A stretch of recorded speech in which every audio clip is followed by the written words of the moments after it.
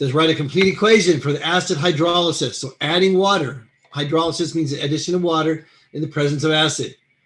Okay, of the following esters. So ethyl butanoate, first I gotta know what that means. Butanoate is 4 carbons and the ethyl is 2 carbons. So you got a 4 carbon chain. 1, 2, 3, 4. That's your carbonyl group and your oxygen. Okay, that's your butanoate group, and you have an ethyl group attached to it. CH2, CH3. You're going to hydrate that bond. Right in here, you're going to add water. So you can add an H and OH. So you can end up with the carboxylic acid and the alcohol. Okay, make it a little clearer when we do it this way. This is your ethyl butanoate. Okay. The water is going to attack that bond right there. You're going to get H on one side and OH on the other when you split water, hydrolysis. Okay. And that forms your alcohol and your carboxylic acid.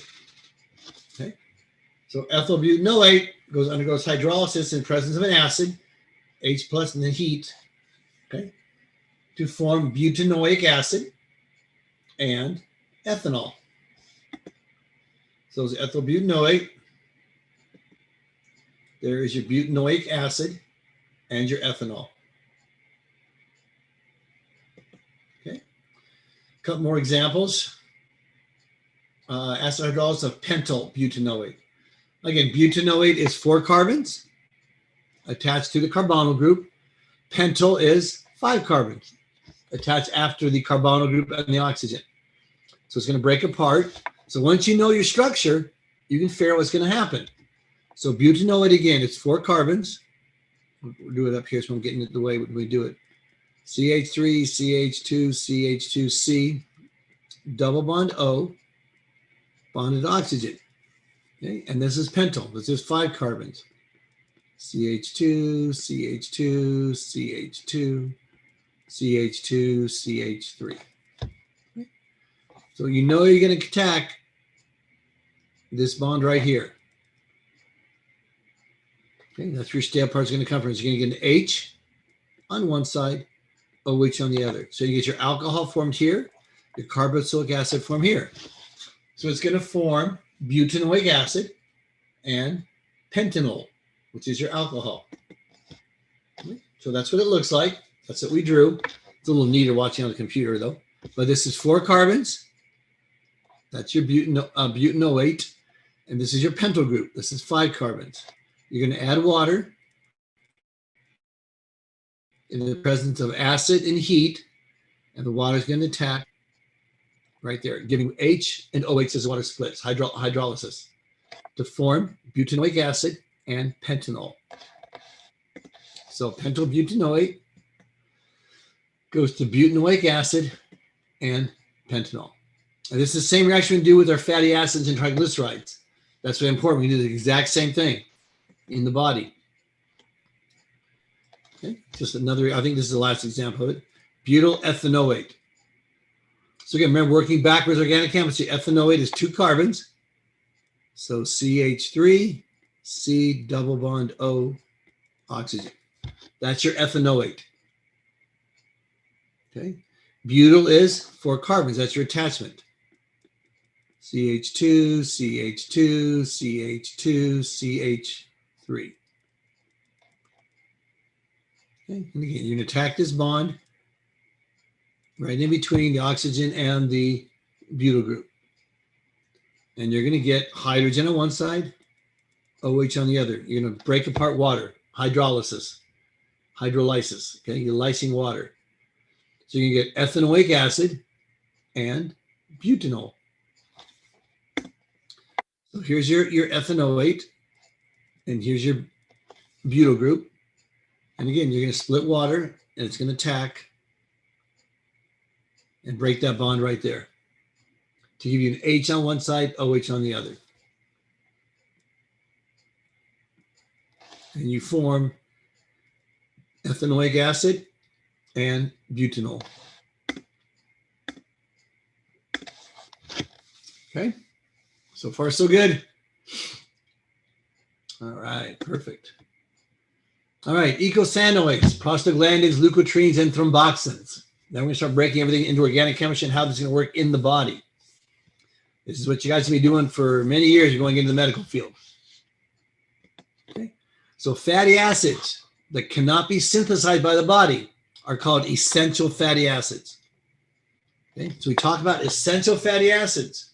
Those are ones that the body cannot make. So they have to be provided by the diet. There's no other way to get them. If you can't make them, you got to bring them in somehow. And you bring them in according to your diet. Okay. Linoleic acid is an essential fatty acid required to make arachidonic acid. Okay. Arachidonic acid is 20 carbons and is the eicosanoid precursor. To make eicosanoids, you have to bring in linoleic acid in your diet to make arachidonic acid to form an eicosanoid. Okay. Eicosanoids are 3 groups of structure-related compounds. Eicosanoids are prostaglandins, leukotrienes, and thromboxans. And we're going to talk about each one of those 3. So eicosanoids are prostaglandins, leukotrienes, and thromboxans. Okay, they're made from, they're eicosanoids. The precursor of eicosanoid is arachidonic acid. Arachidonic acid is made from linoleic acid. Linoleic acid is an essential fatty acid which has to be included in your diet to produce these compounds. Okay. This is the arachidonic acid, 20 carbons. You see there's a double bond there, double bond there, double bond there. Okay. So this is an unsaturated fatty acid because it does have double bonds in it. Okay. So a hormone, okay, a hormone is a chemical signal that's produced by specialized tissue and is carried by the bloodstream to its target organ. So it's made somewhere in the body, adrenal gland, pituitary gland, okay, thyroid gland, where you're going to make a hormone, released into your bloodstream, travels through the bloodstream, and reacts at a target organ, causes something to happen. Okay, eicosanoids are referred to as hormone-like because they affect the cells that produce them as well as other target tissues. So eicosanoids, the prostaglandins, okay? Eicosanoids affect the cell that make them, and they work on target tissues through by being carried through the bloodstream, just like a hormone does. Okay, let's talk about prostaglandins. They're potent biological molecules, okay? They act like hormones in controlling the body's processes. Okay, the structure of prostaglandin is synthesized from the 20 carbon eicosanoid from the unsaturated fatty acid. Let me just show you the picture of. That's the eicosanoid. Okay, it's a 20 carbon unsaturated fatty acid, which means there's double bonds. Okay. Cyclical compounds include a 5 carbon ring for the prostaglandins. Okay, names are based on the ring substituents, that's what we've been doing, and number of side chain double bonds. How many double bonds on the side chains of the ring? They're made in most tissues, prostaglandins, and they exert their effect on the cell that produce them and cells in their immediate vicinity. Okay, so let's take the structure of 4 prostaglandins. Okay, there's your side chain.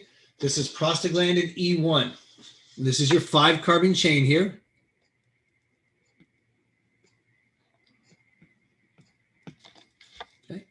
And the names are based on the double bonds here and the attachments on the side chains, the length of these fatty acid side chains here. Okay, so this is prostaglandin E1. This one here is prostaglandin F1. You see the difference between them. This one has an OH group here up on the top. Okay. And this one here is prostaglandin E2.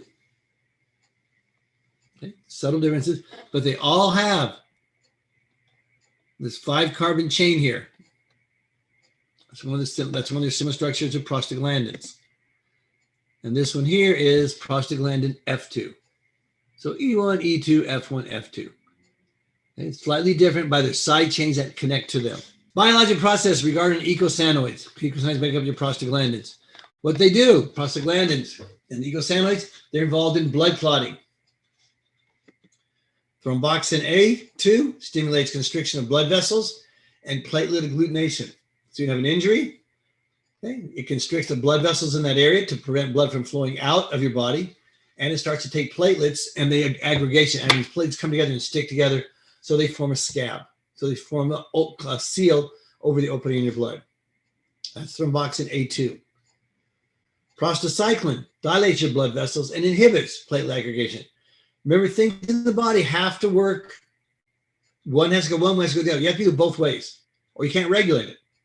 If all you could do was constrict your blood vessels, you'd be in big trouble. You got to be able to do both. So thromboxane A causes constriction of blood vessels and platelet aggregation, so it closes it off. Prostacyclin dilates your blood vessels and inhibits platelet aggregation, lets the blood flow freely. Okay? You got to have feedback loops that can do opposite things, just like insulin and glucagon. One takes in sugar, one gives off more sugar in the blood. Okay? So when a blood vessel is damaged, a blood clot forms to prevent further loss of blood. That's your thromboxane A, that's stimulated. Okay? If a blood clot forms in the absence of damage, so if you're not damaged, okay, and you're forming a blood clot anyways, okay, to your blood vessel, a heart attack or stroke could result. Because what you're going to do is you're going to start to clot your blood. And if you start to clot it when there's no damage anywhere, you're going to shut off that blood vessel. If that blood vessel goes to the brain, you'll have a stroke. If that blood vessel goes to the heart, you can have a heart attack. Okay? Depending where, it's going to shut it down. So the activation of thromboxane A has to be specific to an injury. If you start producing it, okay, you start getting it without in the absence of damage, you can cause major problems if you block that blood vessel. Okay? So it has to be regulated. Right? So thromboxane and the leukotriene structure. Okay, we talked about this before. 5-carbon ring. Now this has this still 5-carbon ring, but now it has an oxygen in here, inside the ring, just like our sugars did. Okay, we should draw those structures. So thromboxane and leukotrienes, that's their basic structure. So it's a 6-member ring structure, still 5 carbons, but one of the members of the ring is now oxygen. And they have an oxygen bridge going across that connects 2 of the carbons.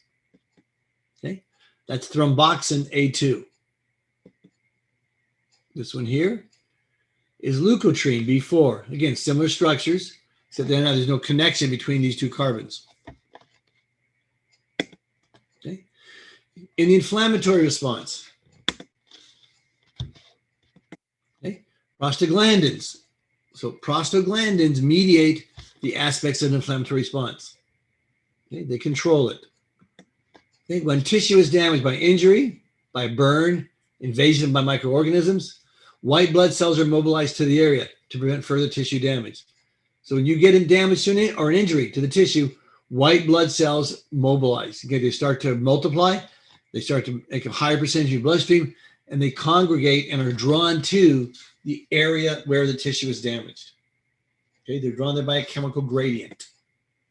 Okay, the results in swelling, redness, fever, and pain. Those are all the signs of inflammation. So that's what prostaglandins do. Okay, they draw white blood cells in the area. The white blood cells cause swelling because they're morbid. They cause the redness. They cause the fever to get hot, and they cause pain. Okay, aspirin blocks prostaglandin synthesis. That's what aspirin does. When you take it, you take these prostaglandins and you block the synthesis of prostaglandin. If you block the synthesis of prostaglandin, it reduces the swelling, reduces the redness, reduces the fever, and reduces your pain. And that's what aspirins do. And they do it by interfering with prostaglandin synthesis. Okay, so you don't get that inflammatory response. Okay. So aspirin inhibits prostaglandin synthesis. Okay, it does it by acetylating cyclooxygenase, which is an enzyme necessary for prostaglandin synthesis. It uses that enzyme. Okay, so if you inhibit that enzyme, you can't make prostaglandins. And what it does is, this is the active enzyme. Okay, so aspirin, this is what aspirin looks like, and it takes its acetyl group, which is this group right here, and it takes the enzyme and it bonds that group to this OH. See, now you don't have an OH here, but you have an OCO, and that came from the aspirin. That's the acetyl group that came from the acid. So the enzyme, this is the active enzyme, becomes inactive. Okay? It changes the shape of the structure. It bonds to where the prostaglandin would have to bond to be produced. Okay? So if you block that enzyme, you can't make prostaglandins, and that's what aspirin does.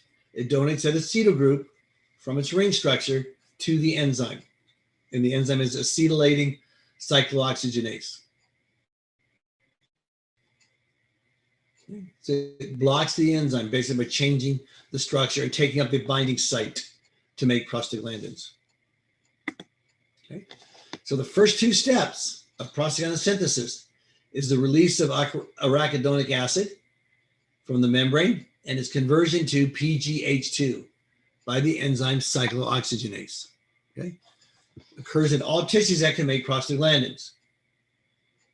So if you take this enzyme and you block it by putting that acetyl group from aspirin there, you cannot convert arachidonic acid into PGH2 to start the production of prostaglandins. Okay. The conversion of PGH2 in other biologically active form is tissue specific.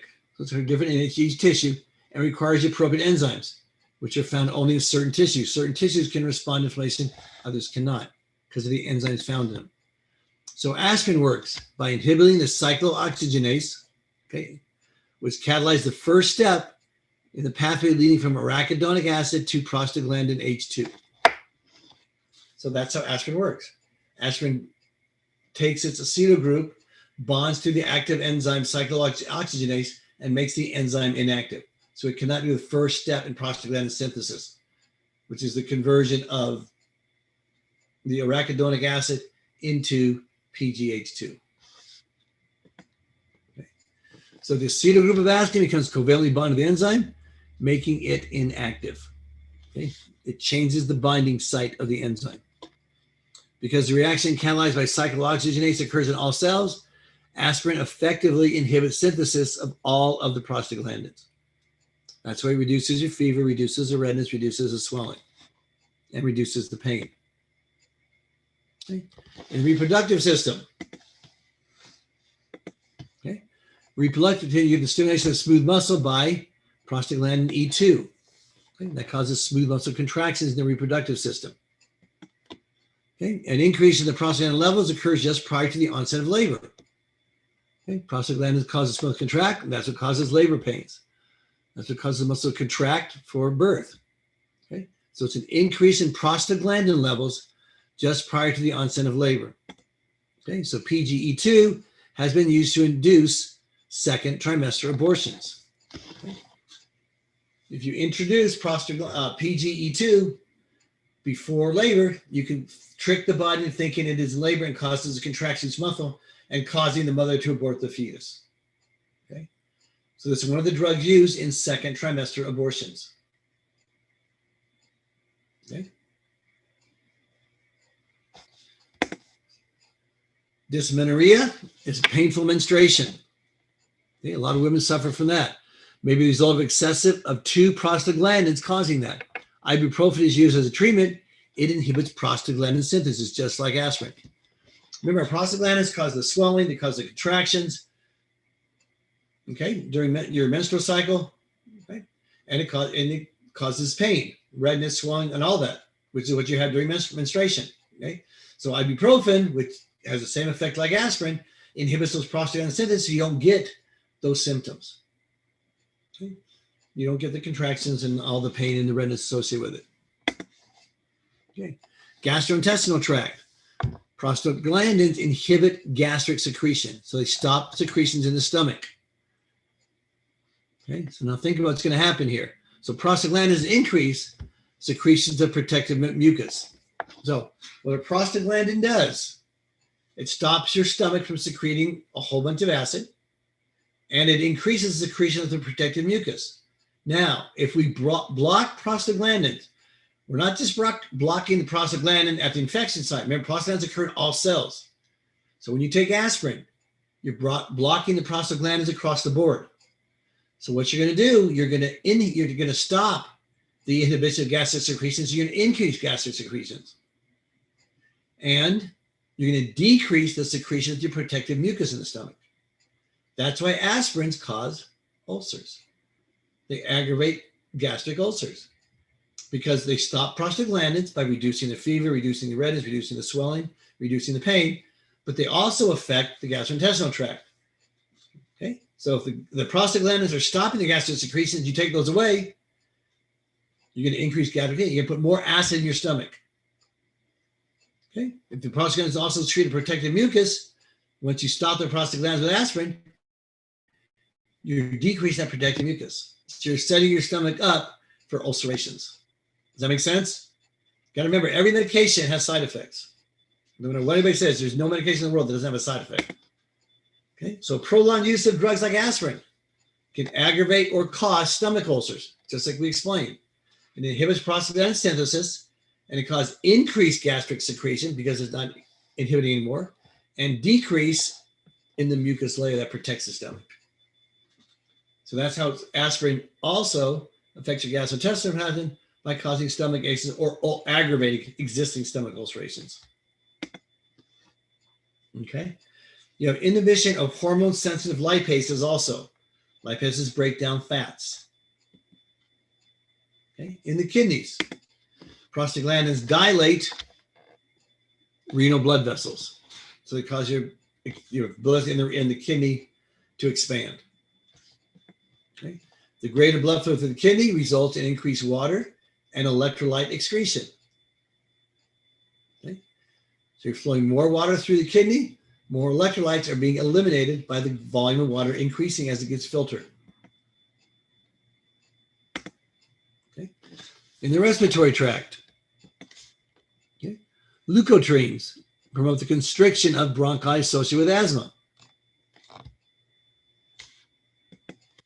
Okay. Prostaglandins promote bronchodilation. Prostaglandins open up the constricted bronchi and allow you to breathe easier.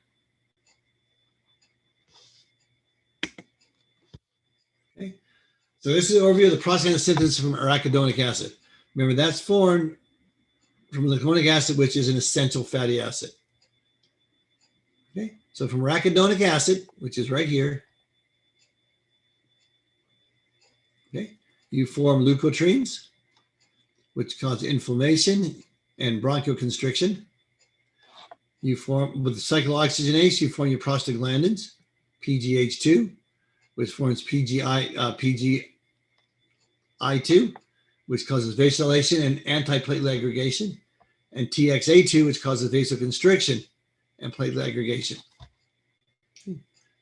Okay, this occurs in all tissues. Tissue specific now comes down to the TXA2 and then the PGF2 alpha and the PGE2, prostaglandin E2. Okay, and that breaks into that. It causes vasodilation and vasoconstriction. Smooth muscle relaxation, smooth muscle contraction. Again, they have to have opposite effects. You have to get control throughout the body. Okay, so if you're producing one area, you have to be able to do something that's going to counteract it. You have to have a feedback loop. Okay, so you have your leukotrienes, your prostaglandins, and your thromboxans. Those are the three that are produced from arachidonic acid.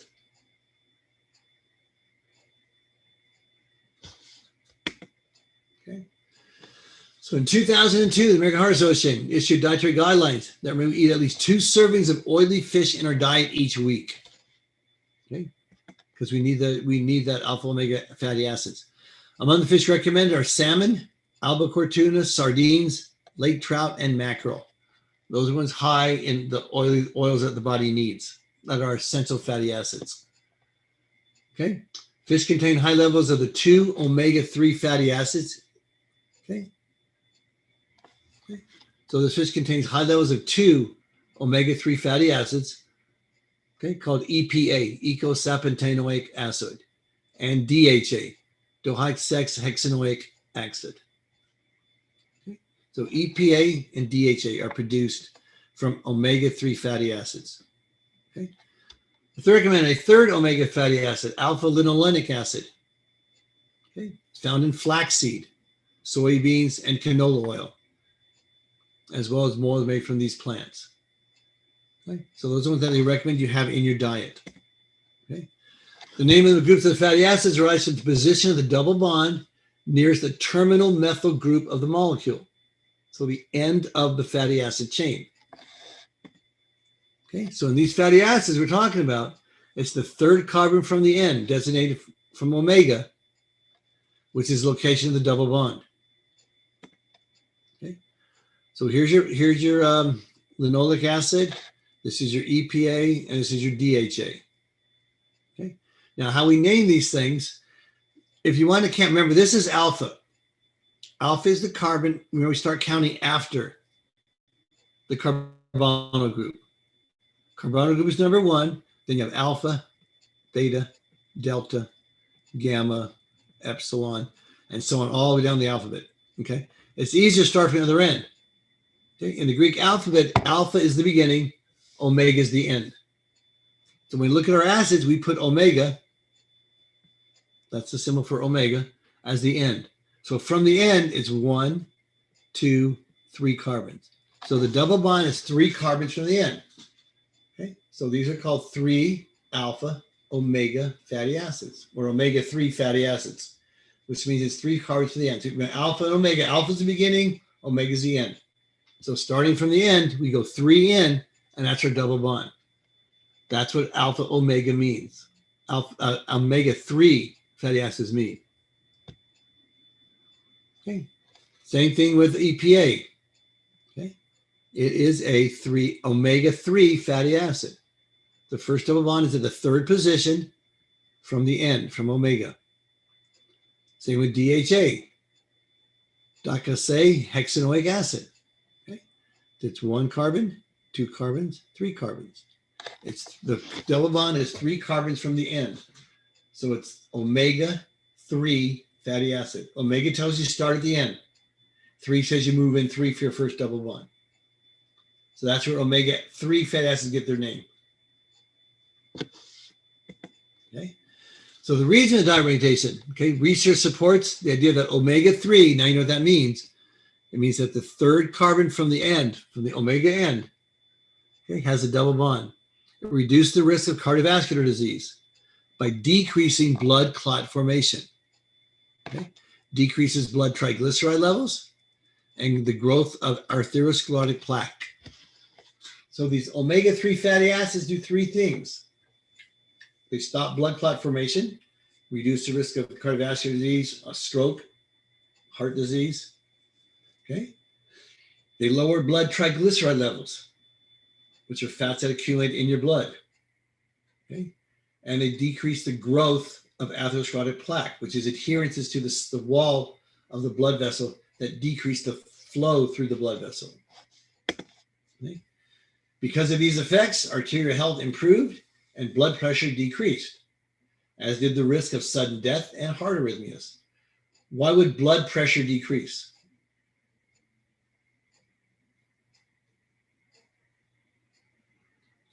Because you're stopping the growth of atherosclerotic plaque.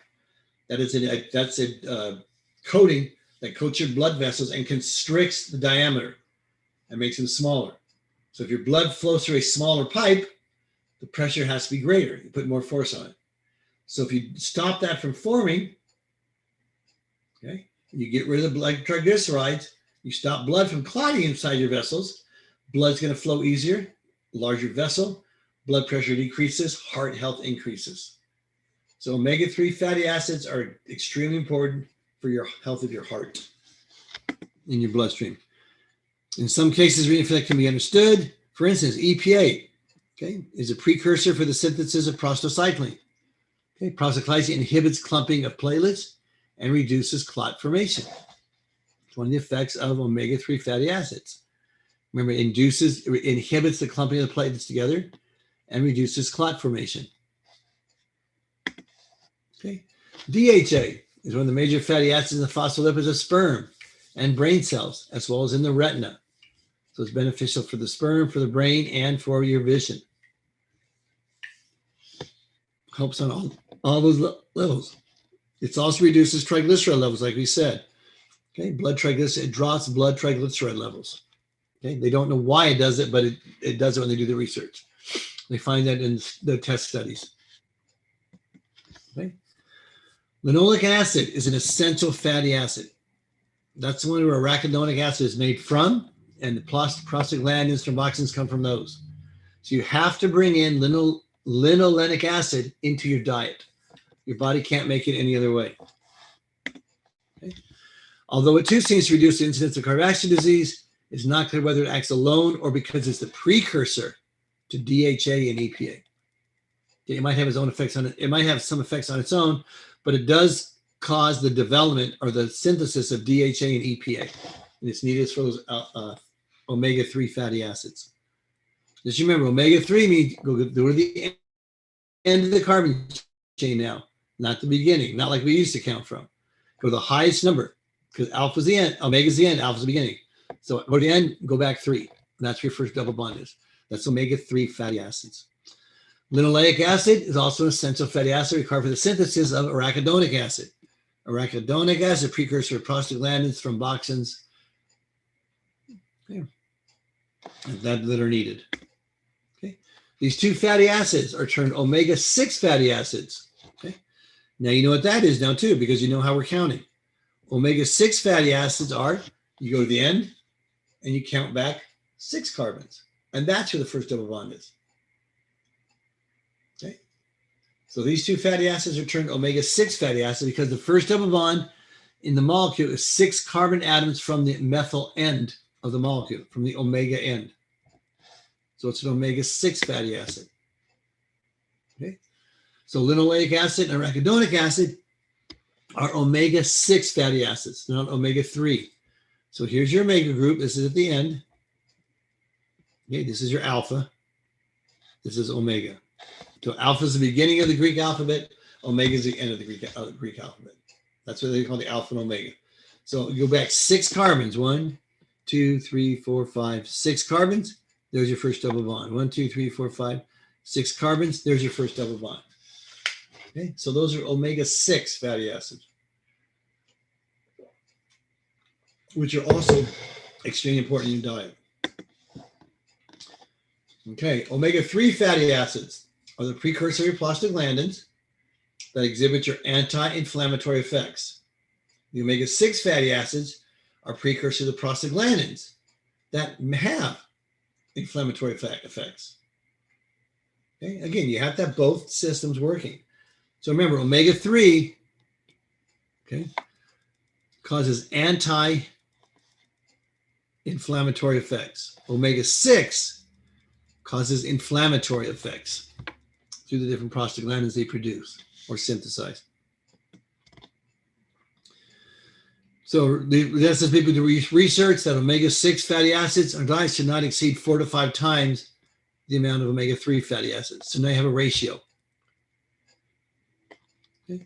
So what it says, the United States, a diet from 10 to 30 times more omega-6 fatty acids than omega-3 fatty acids. So we're containing more fatty acids that are contributing to inflammatory effects than we are against it in our diets. Okay. So changing the ratio of the two in the diet could increase the levels of anti-inflammatory prostaglandins and reduce the level of inflammatory prostaglandins. So you want to reduce that ratio.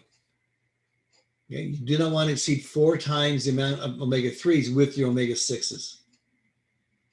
Okay. Because remember, omega-3 is anti-inflammatory. Omega-6 causes inflammatory effects. The prostaglandins be produced. Okay. Okay, we include 2 meals with fish we talked about, such as salmon or diets each week for the omega-3 fatty acids. However, there's concern about the amount of heavy metals that are now found in fish in the environment contained the wild fish that are caught. Mercury is a big problem now in our environment. A lot of fish are coming up bottom scavenger fish like sturgeons. Okay, fish are coming out high in mercury content. A lot of tuna is coming up high in mercury content, and they recommend that pregnant women don't eat wild caught fish because of the high levels of mercury that are being contained in our environment. So now going to chemistry with glycerides. Glycerides are lipid esters. Okay, we know what a lipid is. Lipid is a fat. We know what an ester is. An ester is RCOOR. That's our esters. Okay, they're made from a carboxylic acid and an alcohol combining. Okay, so glycerides are lipid esters that contain the glycerol molecule and fatty acid. The glycerol molecule is a 3-carbon molecule. Okay, they may be subdivided into 2 types of classes. You can have neutral glyceraldehydes and phosphoglyceraldehydes. Phosphoglyceraldehydes have a charge. Phosphates group have a negative charge. Remember, the phosphate ion in chemistry is PO4 3-. So you can have neutral glyceraldehydes and phosphoglyceraldehydes, those with a charge on it. Neutral glyceraldehydes are non-ionic and non-polar. Just as the name implies, they're neutral. They do not have a charge on it. So they're non-ionic and non-polar. Phosphoglyceraldehydes, okay, those kind of molecules, they have a polar region. The phosphoryl group, in addition to the nonpolar fatty acid tails. Okay? So there is a polar region in the phosphoglyceraldehydes. There is no polar region in the neutral glyceraldehydes. Okay? The structure of each of these types of glyceraldehydes are critical to their function. Okay, so glyceraldehydes. Glyceraldehydes, we said, are lipid esters. Okay, alcohol group from glycerol form an ester with a fatty acid. So again, we are combining carboxylic acids with alcohols to form esters. And now we're taking the alcohol group of glycerol to form an ester with a fatty acid chain. Okay, we do the same reaction we did, but let's be on a different scale now. Okay, so esterification may occur at 1, 2, or all 3 alcohol positions. Okay. So remember, glycerides are 3-carbon chain. You can cause esterification, which means you're going to add your fatty acid to it, to the alcohol end, at either the number, we can do it at 1 carbon, at 2 carbons, or all 3 carbons. Okay. If we're doing it at all 3 carbons, so if you're doing a 1 carbon, we have a monoglyceride. If we have 2 of the alcohols attached to fatty acids, we end up with a diglyceride. And who wants to guess if you have all 3 combined? You have a triglyceride. Perfect. You got it. You have a triglyceride. That's where the term comes from for your triglycerides. When you have triglycerides floating in the body and you're measuring those for your cholesterol levels and things like that, that's what you're measuring. You're measuring the esterification of all 3 carbon groups of their alcohol groups on the glyceride molecule. So a neutral triacylglyceride is a triglyceride. Triglycerides are non-ionic and non-polar.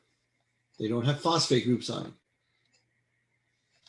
Okay, so your triglycerides are non-ionic and non-polar. Triglycerides serve as energy storage in adipose tissue.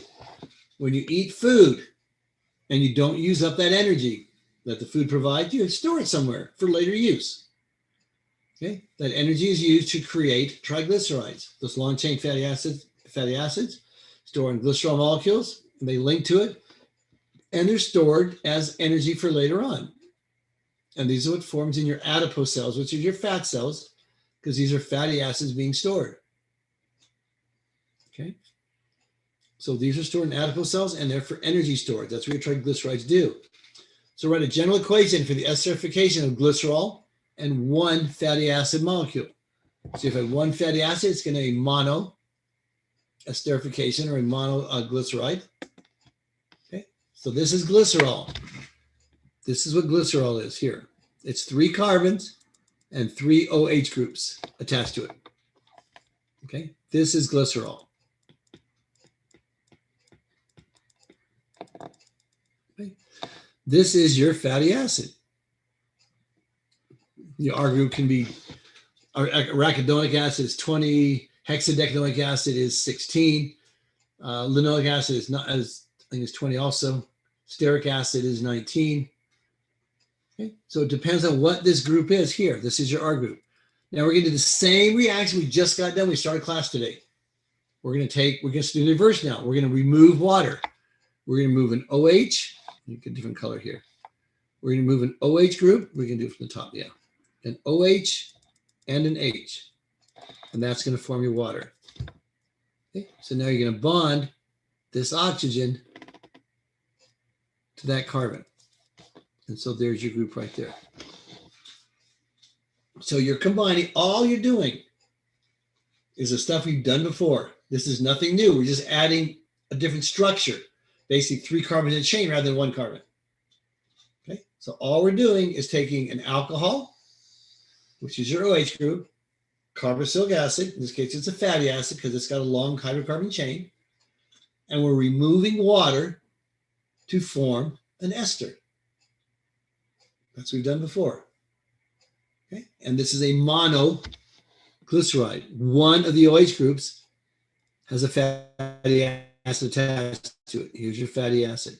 And this R group is just the long carbon group. Right? So that's how you form a monoglyceride from one fatty acid. And again, it's an esterification reaction. So here's glycerol, like we said. There's your fatty acid. This is your monoglyceride. And then this is your water that's formed. Okay? Same reactions we've been doing. So glycerol with 2 molecules of stearic acid. Stearic acid is octodecanoic acid. Octodecanoic acid has 18 carbons. Octodecanoic acid. Okay. So you're going to use 2 molecules of those. So what are you going to form? Are you going to form a monoglyceride, a diglyceride, or a triglyceride? What are you going to form? Diglyceride. Perfect. You're going to form a diglyceride. Okay. And glycerol is 3 carbons. And each one of those has an OH group. And you're going to form esterification by reacting an alcohol with a carboxylic acid. So this is glycerol right here. Remember, glycerol is just 3 carbons with an OH group attached to each carbon. Octodecanoic acid is 18 carbons. Okay. And you're going to bond. You're going to form an esterification at 2 of the OH groups. Okay. So you're going to remove water between this OH group and this H. Okay. That's what forms your water. And you do it twice. Then once it's removed, this oxygen is going to bond to that carbon. And that's what you get right here.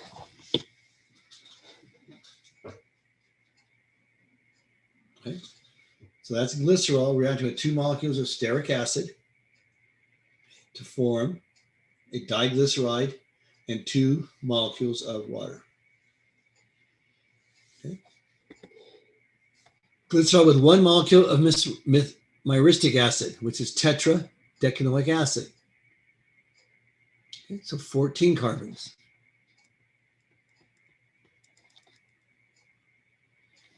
Okay, so here's glycerol.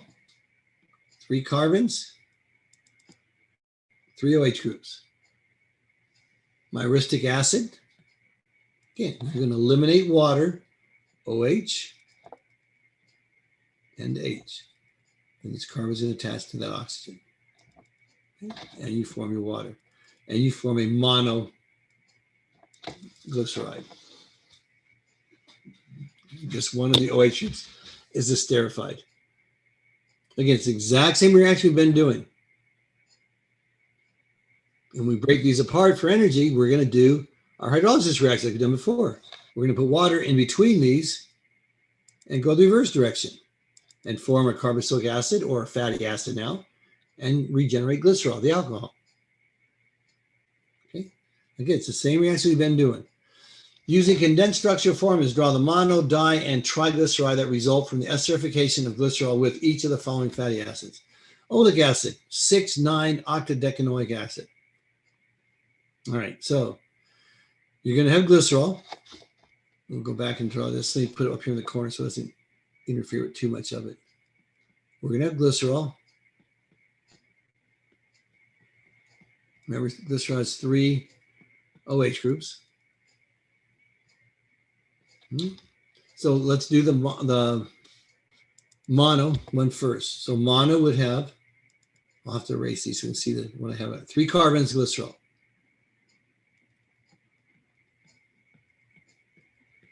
Hydrogen, hydrogen, hydrogen, hydrogen. OH, OH, OH. All right, so we're going to erase one of these OH groups, and we're going to bond to it our O, C double bond O, okay, and condensed structural formula. Okay, so that's going to be our, let me draw a little bit better than that. We have to remove one of the OH groups.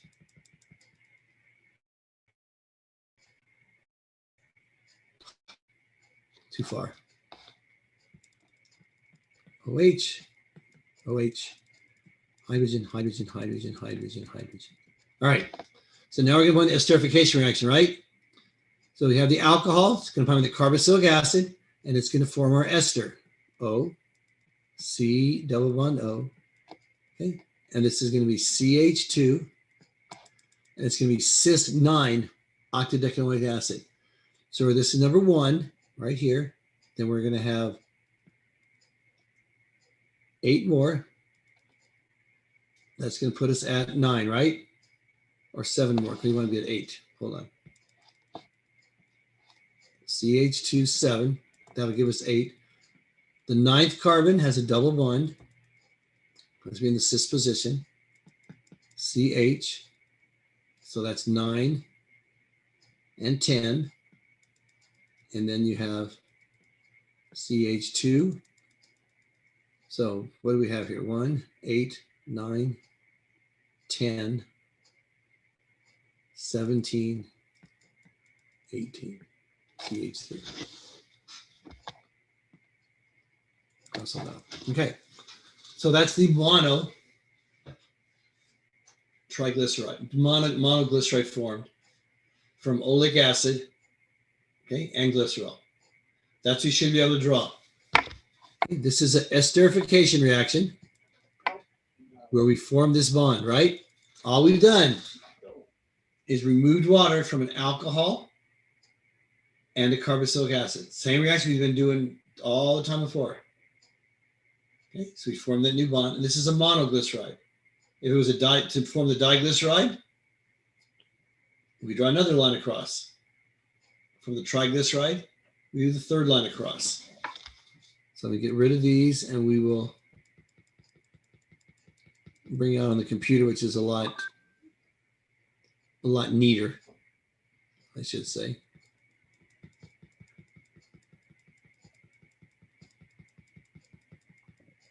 All right, put that all out of the way there.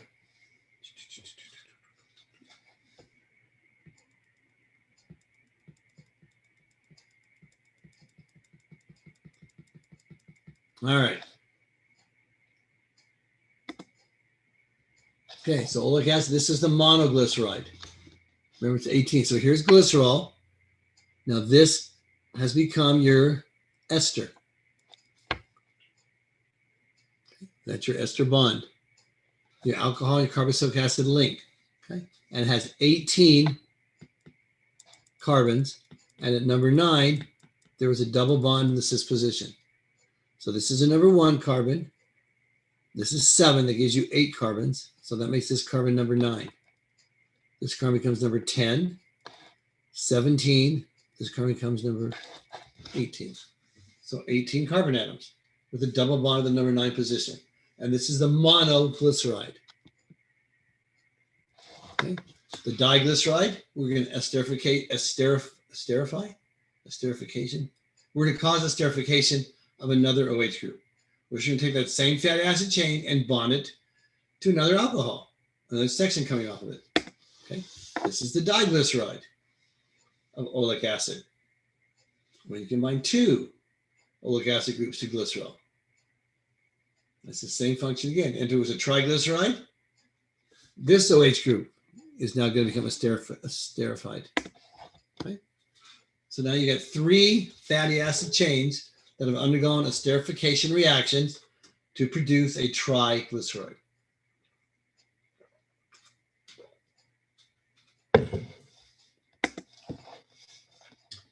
Okay, again, draw the monodiene triglycerides result from esterification of glycerol with capric acid. Capric acid is decanoic acid. So how you draw it would be you draw glycerol.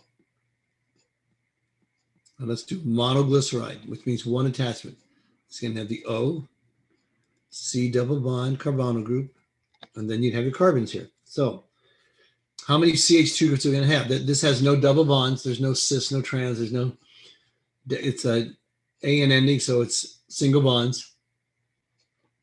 So CH2, how many CH2 groups are you going to have?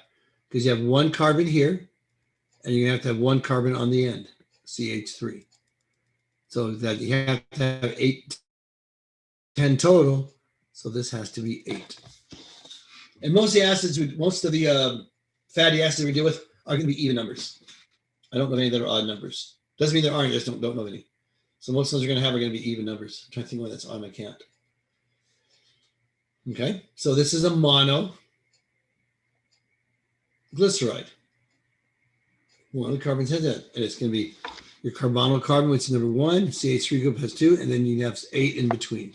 Okay, so C, CH2, 8, CH3. That's your fatty acid tail.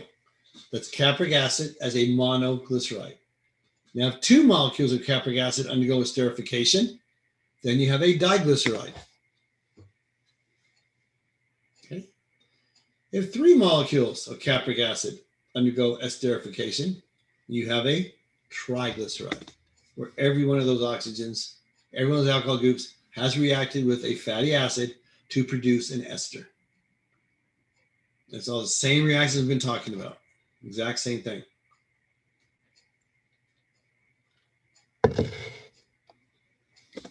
Okay. Using this form is draw the monodiene triglycerides that result from the esterification of glycerol with each of the following. Palmitic acid, hexadecanoic acid. Is palmitic acid saturated or unsaturated? You should be able to tell me from that information given there.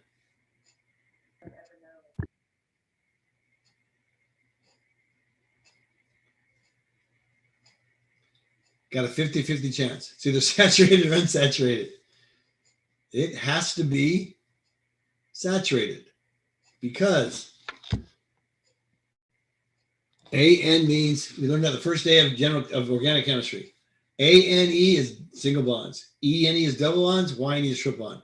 We have an decanoic acid. The AN means it's single bonds. There is no double bond. If it's all single bonds, it's saturated.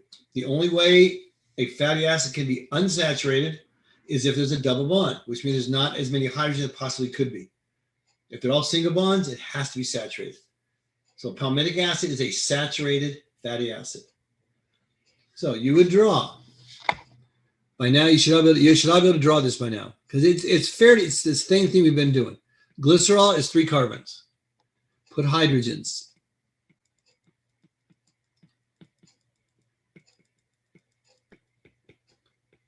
And then put your OH groups. This is glycerol. Okay. You can take that and you react it with hexadecanoic acid, palmitic acid. So let's just erase my OH groups. Then we're going to take 1. We'll leave these 2 down here. Take 1 off. Okay. We're going to lose OH, and we're going to lose H from the hexadecanoic acid. So there's your oxygen, because you've lost the OH. Now the hexadecanoic has lost a hydrogen. So you got your O, C double bond O. That's your attachment. Hexadecanoic acid is 16 carbons. So you have to have CH2 14 times CH3. That's the only way to get 16 carbon atoms in that fatty acid. Okay? That is a monoglyceride.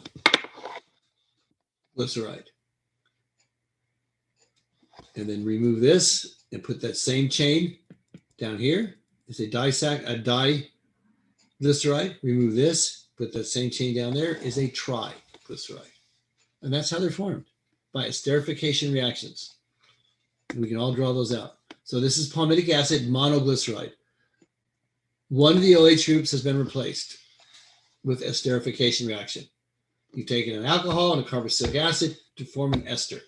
This is an ester right here. Okay, we've done a bunch of those reactions. The palmitic acid diglyceride, two of them, two esterification reactions. Okay, and you're also going to form two water molecules because you're removing water between an acid and a carboxylic acid. No, I'm sorry. You're moving water between a carboxylic acid and an alcohol. Sorry about that. Okay, so there's your OH group. Okay, and then CHCOOH and the carboxylic acid moving the fatty acid. And if we added one more to that, palmitic acid, this would be palmitic acid with three esterification reactions. This would be a triglyceride. And you would get three water molecules coming off because you're removing water between each one of those to form an esterification bond, to form an ester. Okay. Same thing again. Is lauric acid saturated or unsaturated? Saturated. Saturated. Perfect. If you had to guess, would you say this is healthy or unhealthy acid? Fatty acid. Unhealthy? Unhealthy. It's perfect. It's saturated. It's got that long carbon chain with nothing to interrupt it, so it sticks together, and it forms solids in your bloodstream. It'd be like animal fat or margarine. It would have a solid structure to it. Okay, it would not be like canola oil or olive oil, where it has double bonds to interrupt that fatty acid chain, so it wouldn't stick together in the body. Okay, so dodecanoic acid.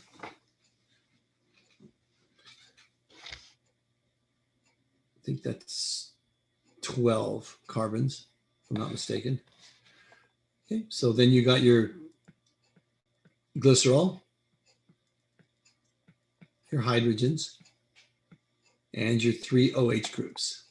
Let's put 1, 2, and the third one. We're going to interact right here. So we're going to lose the OH. We're going to lose the H from the fatty acid, carboxylic acid group. And we're going to have O, C, double bond O. And we're going to have, if we have 12 carbons, this has to be CH2 10 times. And then CH3. Okay, like I said, they're all even numbers. I don't know if any that are odd numbers. Okay, that is your monoglyceride of lauric acid. Diglyceride, you attach another ester there, another fatty acid chain. Triglyceride, you attach another fatty acid chain there.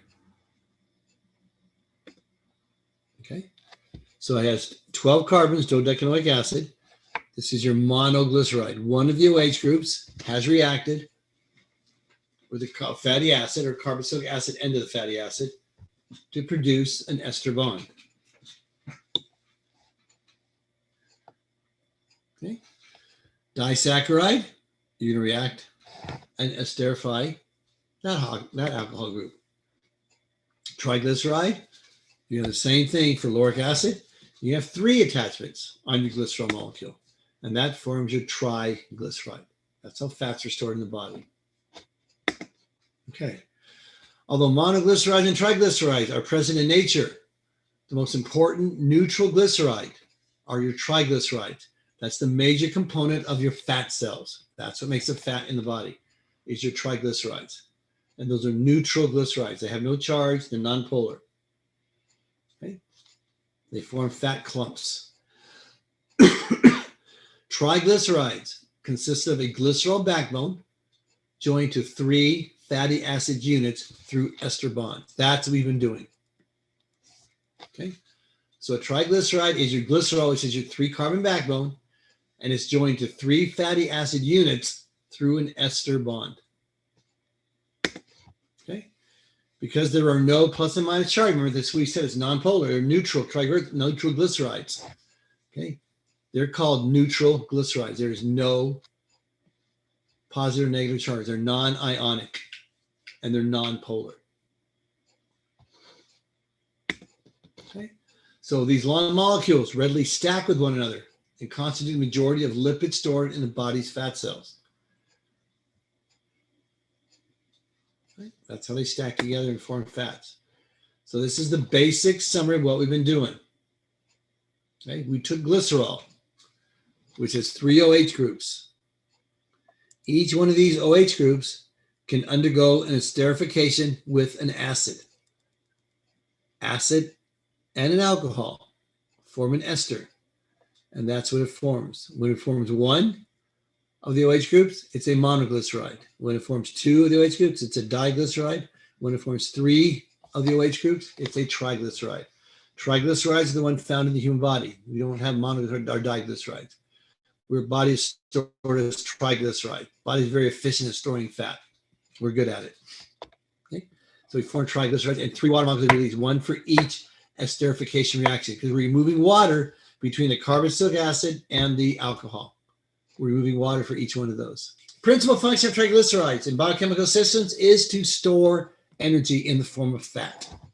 Fat is our energy storage. In more energy-rich nutrients are consumed than are required for metabolic processes, the excess is then converted to a neutral glyceride, and they're stored as triglycerides in the fat cells, which is your adipose tissue. So if you eat more nutrients than your body can utilize, your body's going to store that for uses later on. It stores it in the form of fat. Fat is a neutral triglyceride, and it's stored in the adipose tissue, in the fat cells. So when energy is needed, triglycerides are metabolized by the body, and then energy is released. You break that bond and release that energy back into the body. Okay. For this reason, exercise, along with moderate reduction in caloric intake, is recommended for overweight individuals. That's what they tell you, exercise and reduce your calorie intake. Because you keep producing extra calories, your body's going to keep storing it. Okay, there's an old saying is you can't outrun or out-exercise a bad diet. You can't. Okay, I don't care how much you exercise, you're not going to out-exercise a bad diet. You've got to do both for the body to be healthy. So exercise is an energy-demanding process, increases the rate of metabolism, okay, of fats, and results in weight loss because you start to break down those triglycerides, you use them, and as long as you don't replace them with eating as much caloric intake as you were before, as long as they're not replaced, you're going to lose weight. Okay. So triglycerides. Glycerides are lipid esters. Lipids are fats. Esters are what we've been talking about. The R, carboxyl bond, oxygen, and another R group. Triglyceride places fatty acid chains at each alcohol group of glycerol, which we just talked about. So here's glycerol.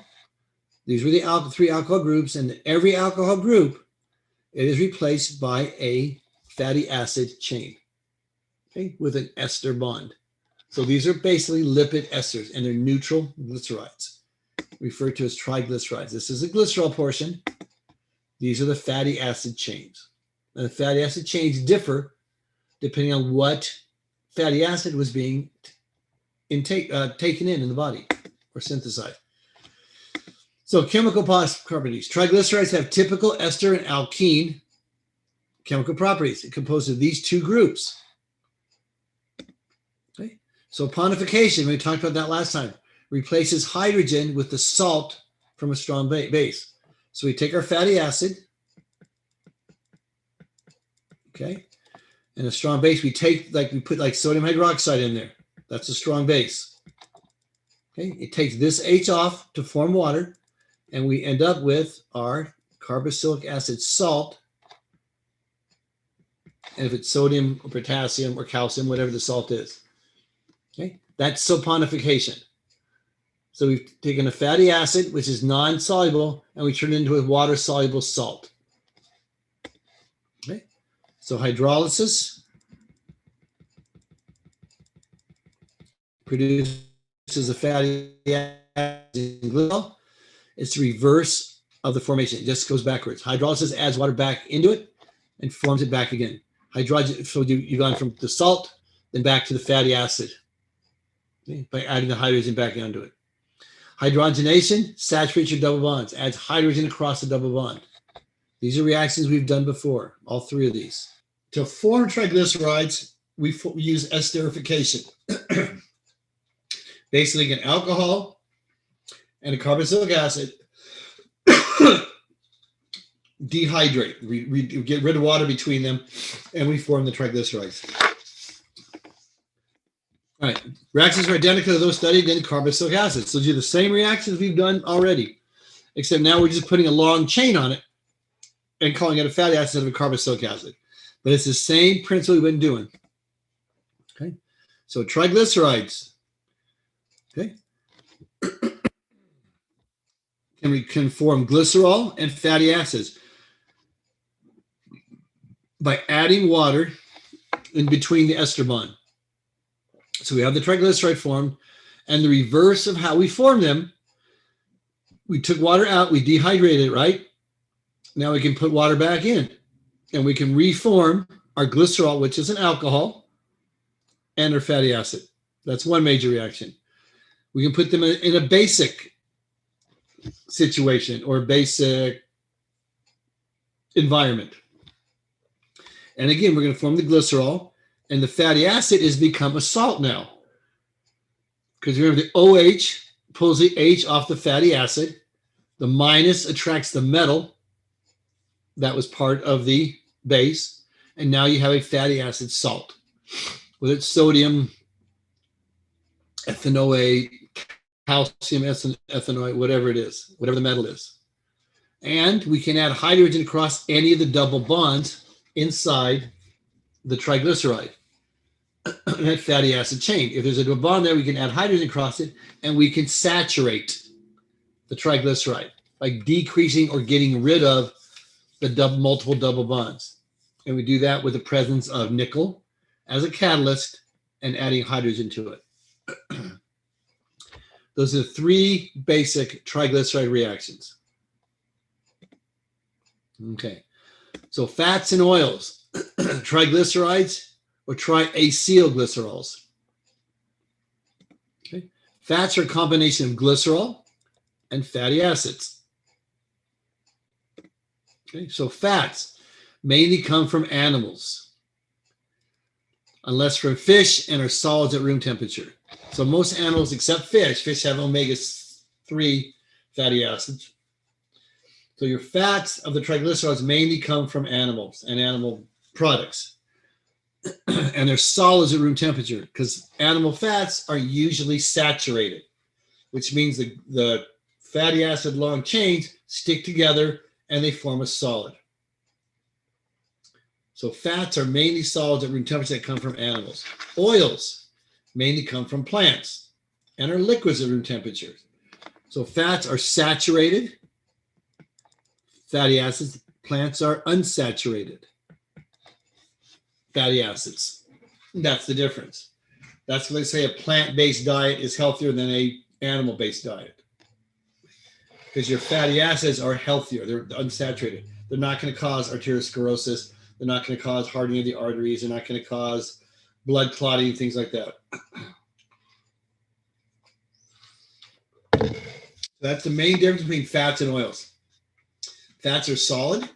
They come from animals, and the fatty acid chains are saturated. Oils come from plants. They're liquids at room temperature, and they are unsaturated. Those are the main differences between fats and oils. So triglycerides have typical ester and alkene chemical properties. They have the double bonds in the fatty acid, which we can add hydrogen to, and they have the ester group, which is the alcohol and the carboxylic acid, which can be separated by adding water in between that bond. So fatty acid reactions, an esterification reaction between the carboxyl of the fatty acid and the hydroxyl of the alcohol, okay, to form an ester. Hydrogenation saturates the double bonds, adds hydrogen across the double bond, and creates a single bond. Glyceride reactions. Hydrolysis, adding water back between the fatty acid and the alcohol, produces your fatty acid again and glycerol. It's the reverse of how the triglyceride was formed. It's the reverse of an esterification reaction. Saponification reverses the reaction again. Same thing, reverses the triglyceride into fatty acid, and you replace the H with the salt from a strong base, with the metal from the strong base. Right? That happens in a basic environment. So fatty acid esterification. Esterification reacts fatty acids with alcohols to form an ester. That's the reaction you've been doing. And it produces water, dehydration reaction with him. So here's your fatty acid, and here's your alcohol. Okay? Fatty acids just are carboxylic acid with a long R group. That's the only difference. Okay? Alcohols can have any number of carbons in their R group. You add acid and heat, and you're going to lose water. You're going to lose that OH, and you're going to lose that H. And these come together to form your water over here. And now this oxygen attaches to that carbon. So now you have your ester and you have water.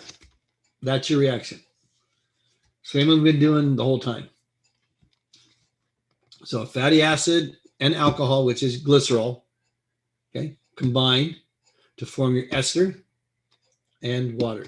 And esters, 3 of them on the glycerol molecule, forms your triglyceride.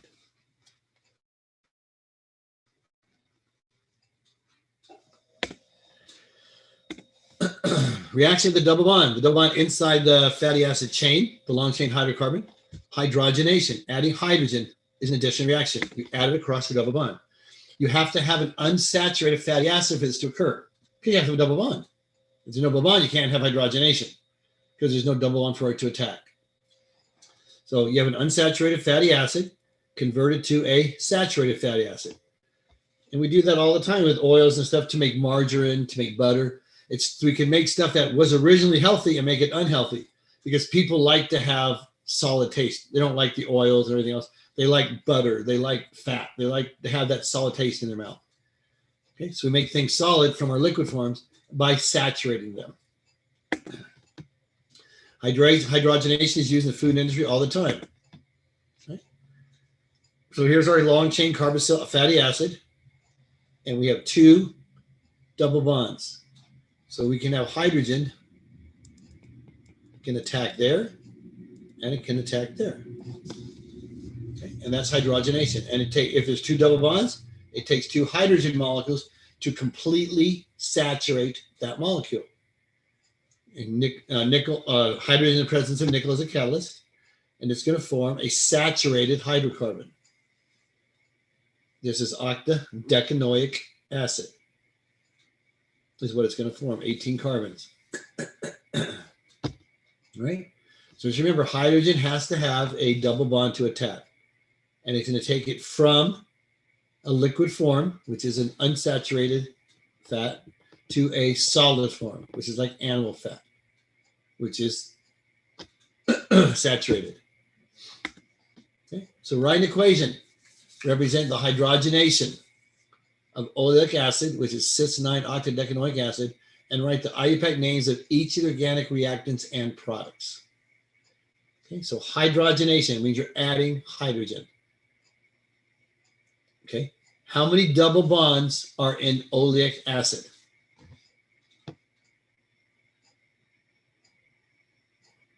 Look at the name.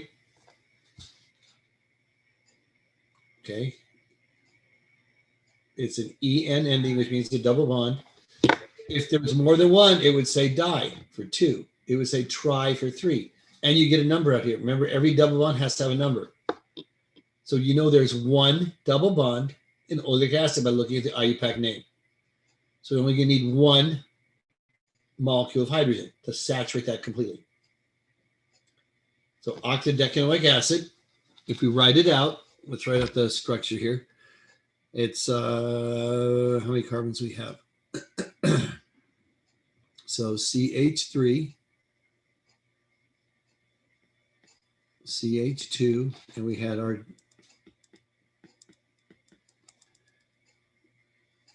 and CH double bond, CH. See, I ran out of room, CH2. Let me make it better. Didn't leave enough space there. All right, cis-9 octadecanoic acid. So let's just start backwards like we always do. Here's your carboxylic acid. Okay, and that's carbon number 1 and a carbon number 9. So CH2 7 times. That gives you 8 carbons. The next carbon is CH, and that's where your double bond is. Remember, CH is at number 9. So that's 1, that's 8, that's 9. That's number 9. That's number 10. Okay. Then we have CH2, and we have to have 18 of them. So, and then we have to have CH3 at the end. So this has to be 10. So this has to be 7. All right. So that's the equation. That's cis-9 octadecanoic acid. Okay. And then we're going to hydrogenate that. Okay. Because remember, that's 18 carbons. So let's change color. There's 1, there's 8, 9, 10, 17, 18. 18 carbons to double check it. And this is always number 1 carbon right here. The carboxylic acid. So that's cis-9 octadecanoic acid. And we're going to add hydrogen. So plus H2. I'm probably going to erase this because it's going to write underneath it. Okay, it's going to add hydrogen to that double bond. So it's going to become CH3, CH2, COOH. And CH2 is going to be 16 times. You've got rid of the double bond, but you still have to have 18 carbons. So you've gone from an unsaturated fatty acid, which is oleic acid, to a saturated fatty acid. And that's octadecane oleic acid, AN now. Okay, so let's see where my line's going to go. This is the cis bond. Let's get rid of some of the blue letters so we can see this a little clearer here.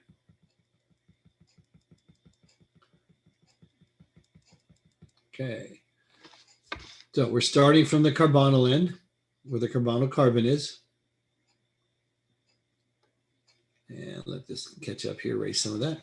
All right. So this is carbon number 1. Number 2, all the way to carbon 2, 3, 4, 5, 6, 7, 8, to carbon number 9. Okay. And it's a cis relationship, which means the bonds are going to be on the same side of the double bond, right? If it was trans, it would go down here. Okay, but this is a cis relationship. And that's number 9 and 10, 11, 12, 13, 14, 15, 16, 17, and that's number 18. It's just how we wrote it above, so we used the condensed form. We added hydrogen across the 1 double bond, and it became that compound with no double bonds, saturated. So this is the compound here is 6,9 octadecanoic acid. The compound we formed is going to be octadecane, AN, all single bonds now, oleic acid. Right? No more double bonds. So that's 6,9 octadecanoic acid, and this is octadecane oleic acid.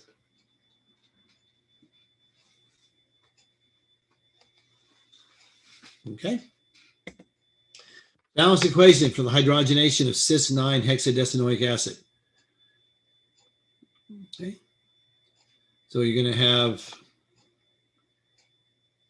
still going to have 16 carbons in your chain. You're going to double bond at number 9 carbon, and all the rest is going to be CH2 groups and CH3 at the end. Okay, you're going to add, how many molecules of hydrogen add in this reaction?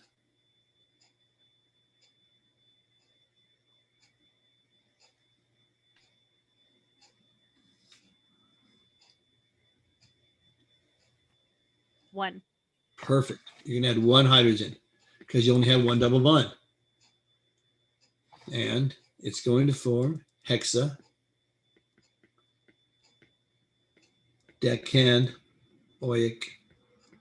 acid. All right. So here's this is cis-9 hexene decanoic acid. Okay, you can react with one molecule of H2, and you're going to prove hexadecanoic acid. You're getting rid of the double bond.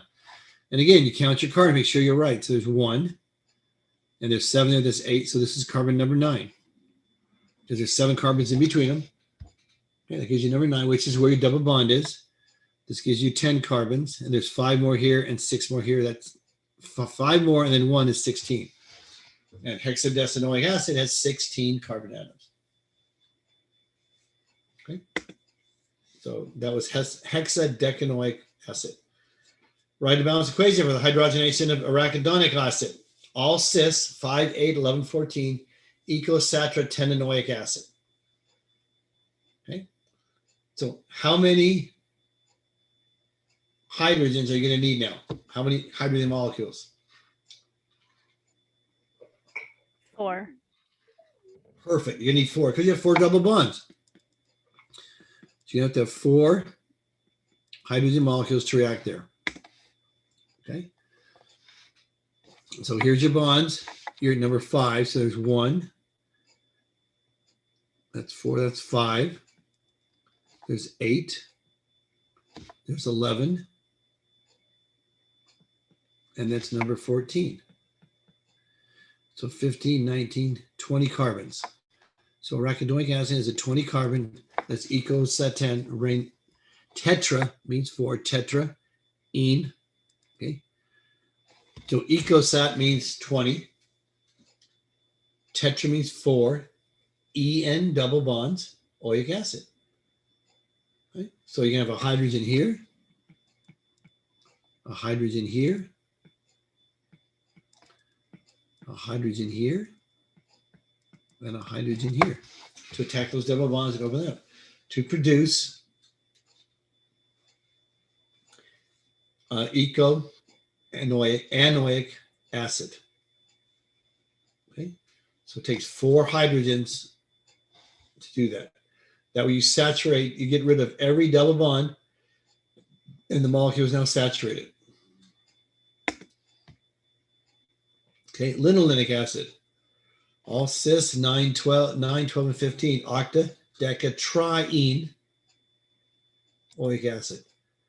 So octadeca means there's 18 carbons.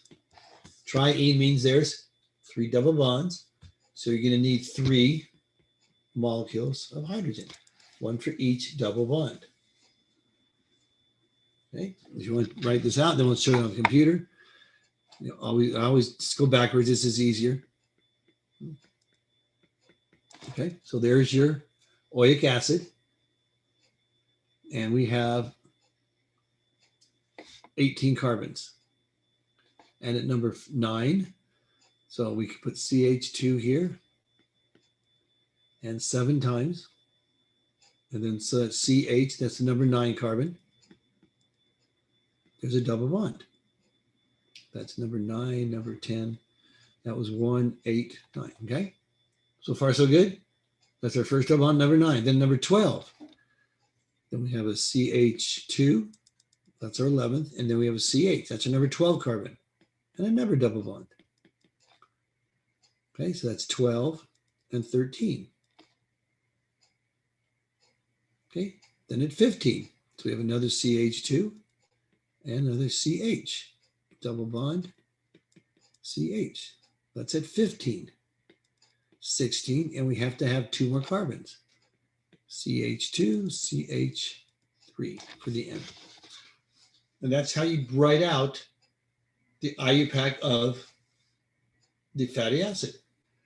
It's just easier to start backwards and work right numbering as we go. And that's 18 total carbon atoms. And there's a double bond here, double bond here, and a double bond here. Triene oleic acid. And when you saturate it, all those double bonds go away. So when it becomes saturated, it becomes CH3, CH2, COOH. And the CH2 is going to be of 18 carbons. It's going to be 16 times. That gives you 18 carbons because the carbons can't change. Okay, so it becomes octadecanoic acid. Okay, and this is the neater version of what I wrote above. So there's 3 double bonds, and it takes 3 hydrogen to attack them. And each one of those goes in a double bond and causes a double bond to open and forms all single bonds. And it's hydrogenation of an unsaturated hydrocarbon to produce a saturated hydrocarbon as part of the fatty acid. So hydrogenation produces saturated fatty acids. Okay. Hydrogenation of 2-hexene-oic acid. Okay, that one's a lot simpler. Hexene is 6 carbons. I'm sorry, 6 carbons and a double bond at the number 2 position. So let's just put 6 carbons. Well, this one can draw without doing all the fatty acid ones. 1, 2, 3, 4, 5, 6 carbons, right? Hexenoic acid. And number 2 is going to have a double bond. Okay, so this would be CH, CH, CH2, CH2, CH3. Okay, that's 2-hexene-oic acid. And then it takes 1 H2, 1 molecule hydrogen, and it's going to attack the double bond, open up and cause a single bond. And it's going to form hexane-oic acid. 6 carbons, all single bonds. CH3, CH2, H2, H2, H2, H2. Okay. So there is 2-hexanoic acid, number 2 carbon. This is number 1, that's number 2, 3, etc. Okay, there's your double bond. Hydrogen is present in nickel attacks it, and it produces hexane-oic acid. This is Professor? Yes. I'm not sure. Is that nickel or is that Nickel. what is that? It's nickel. Nickel's a catalyst. What Okay. nickel does as a metal, it allows the fatty acid to bond to it, and it brings the hydrogen in close proximity on the metal and allows the reaction to occur. It brings them together so the reaction can occur. Okay. And then when the action occurs, it leaves. That's why it's a catalyst. It's regenerated. Mm-hmm. So it's in the presence of nickel. So that number never changes or anything. It's always just 1. Yeah, it's just a mass of nickel. It's either nickel, platinum, palladium. Any of those metals will work. Oh, okay.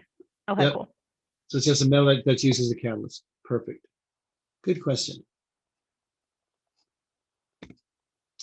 All right, so hydrogenation, what we just got done doing, is used in the food industry to convert polyunsaturated vegetable oil, which is poly means multiple, unsaturated means double bond.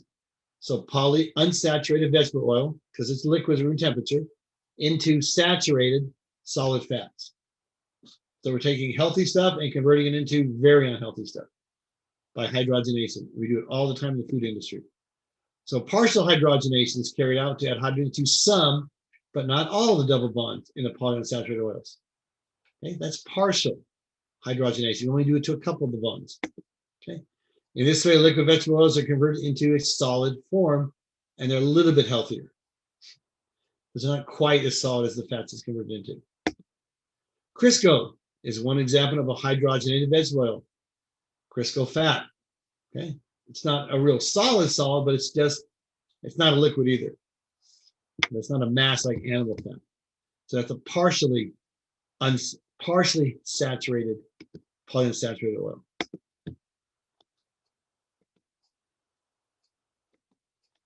Okay.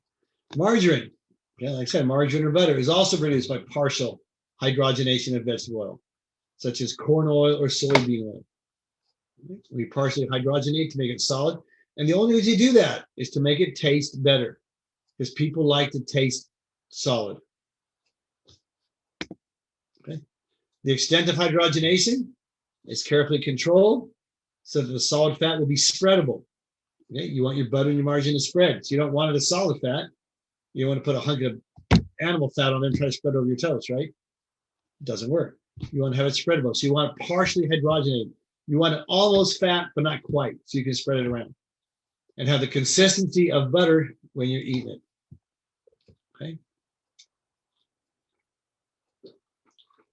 So we control how many hydrogen bonds are hydrogenated to make it not quite as fat as it could be, so we can spread it when you make margarine.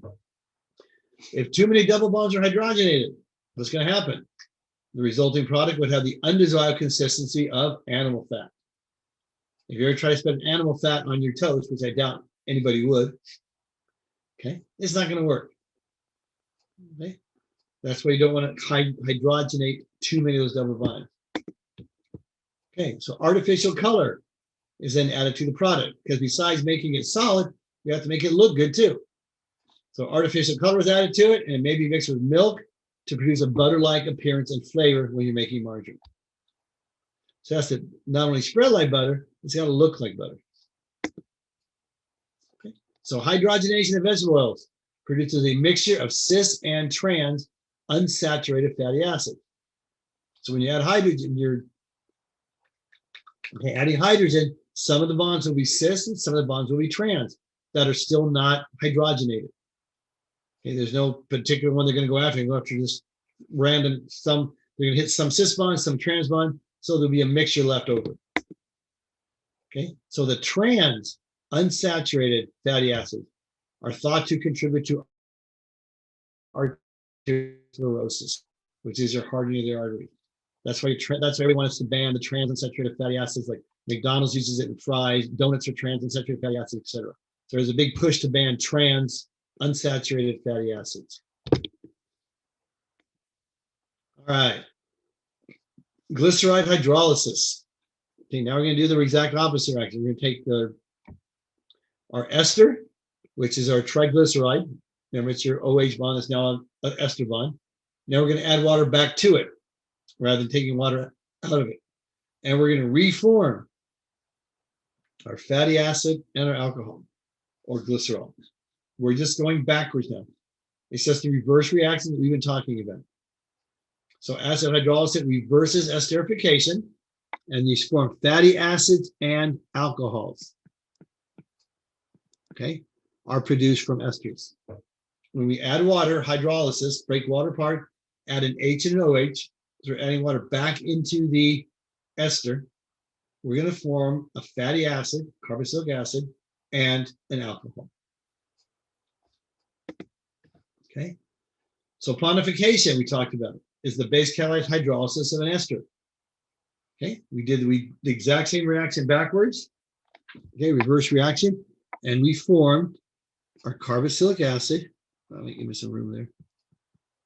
So we had our ester, R. Okay, we added water to it. In between, back again, RCO, and we got our OH, and then our alcohol. Okay, so we came from our OH group and our H. We added water back in between that bond. Okay, and we're in a basic solution. So in the basic solution, it's going to pull that oxygen off of here and leave a minus and OH, and then it's going to take that H and add it back to water, and then our metal is going to form the salt. So NaOH is going to pull the H off of there to form water, and then we're left with our sodium acid or salt. Okay, these are soaps. Okay, so production reaction is an alcohol, which is this right here, and a carboxylic acid, and the carboxylic acid becomes a carboxylic salt in a basic environment. Okay, so you got your alcohol and your ionized carboxylic acid salt, which is soap. By definition, soaps have a long, uncharged hydrocarbon tail. So your R group, this is what the soap looks like.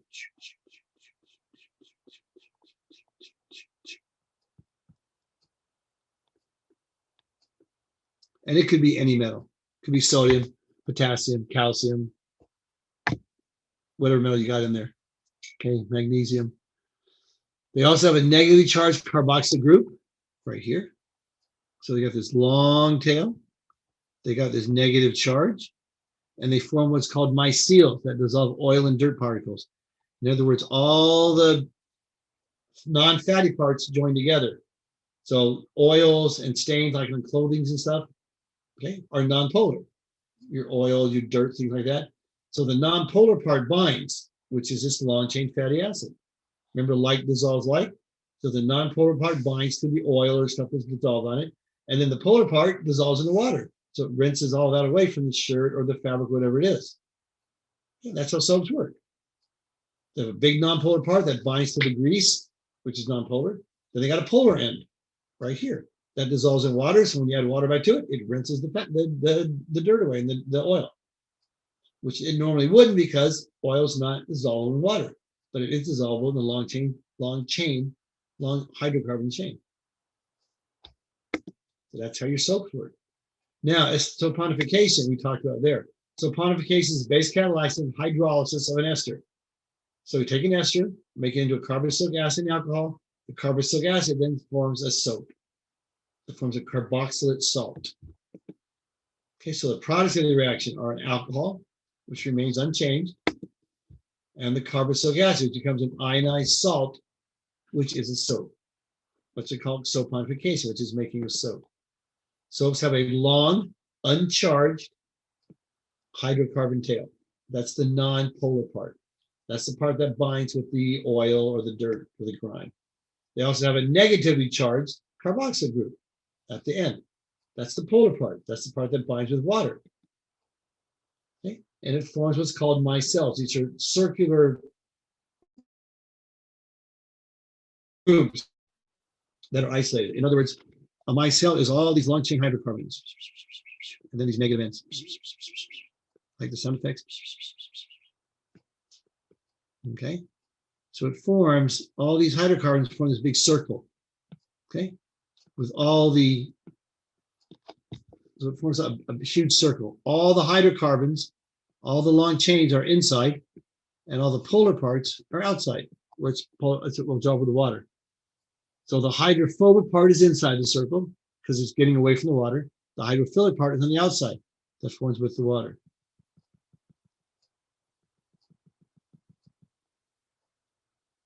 See if I can get rid of some of that. Okay, so this is what forms. This is your ester group right here. Like I said, this can be a glycerol molecule or whatever. Okay, and then the strong base. So your carboxylic acid forms, then the H plus is pulled off by the OH here, and you get your carboxylate salt. And then you get your alcohol form too. The alcohol form is not affected.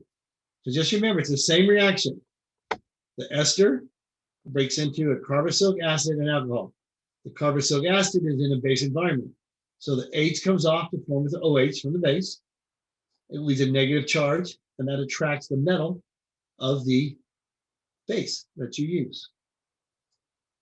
Okay, so you have an ester and a base, goes to a carboxylic acid salt, so carboxyl salt, and an alcohol. So write an equation having the hydrolysis of ethyl dodecanoate.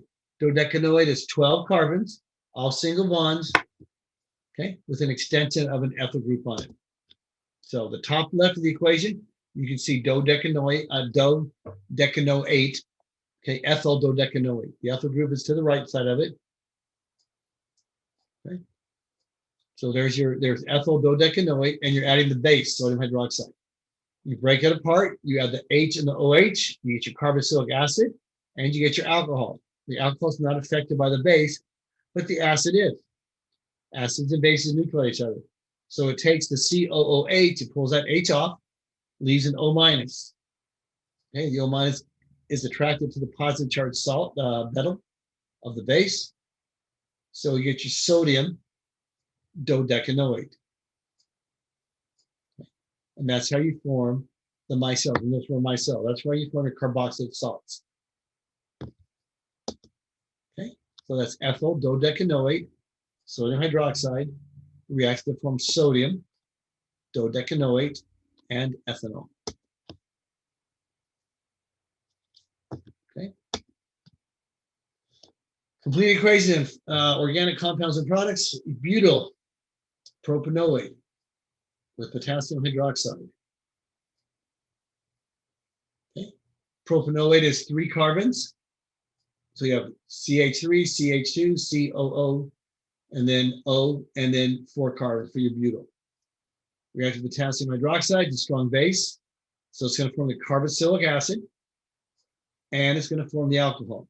Carboxylic acid is going to lose its hydrogen to form the carboxylic salt with potassium. Okay, so there's your ester on the left. Okay, you add H and OH across that bond, and you end up with the carboxylic acid. And then the OH from the KOH attracts the H off the carboxylic acid to leave the negative sign, negative charge. And then potassium is attracted to the negative charge, and your butanol, your 4-carbon alcohol. Okay, so naming those compounds, you have butyl propanoate, potassium hydroxide, and it's going to form potassium propanoate, okay, and butanol for your alcohol. You have butanoate, 4 carbons, your carbonyl group. Okay, then the ethyl attachment to it reacts with sodium hydroxide. Okay, and what's that going to form? Okay, it forms your ethyl butanoate that you start with, sodium hydroxide, and then forms a carboxylic acid and the alcohol. Carboxylic acid then loses its hydrogen, okay, leaving a carboxylic acid salt, which forms your O minus, and that attracts the Na plus. Okay, so that's sodium butanoate and then ethanol are the 2 products formed.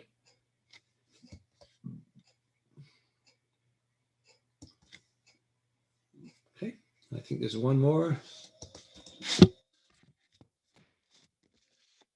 Okay, so butyl ethanoate and potassium hydroxide.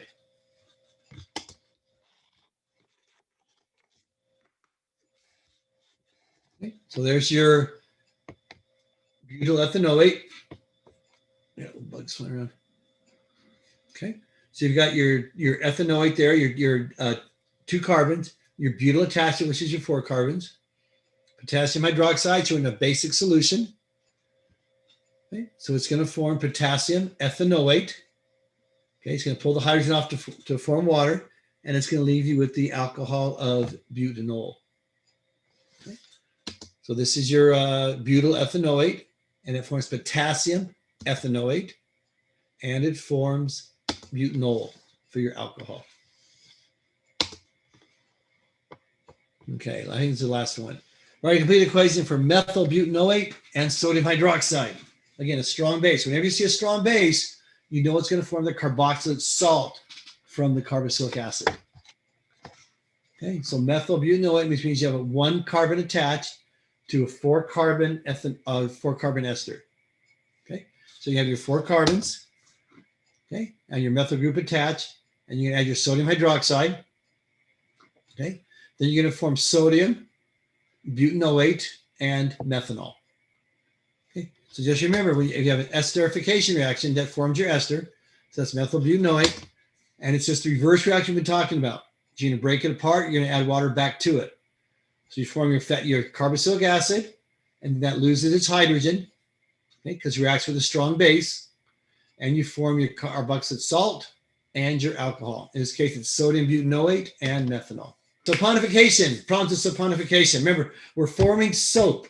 We form by taking an ester, whether it's a glycerol or triglyceride. We're taking that ester, we're breaking it apart by adding hydrolysis. We're going to form a carboxylic acid and an alcohol. So the reverse reaction. And it's going to be in a basic solution, a basic environment.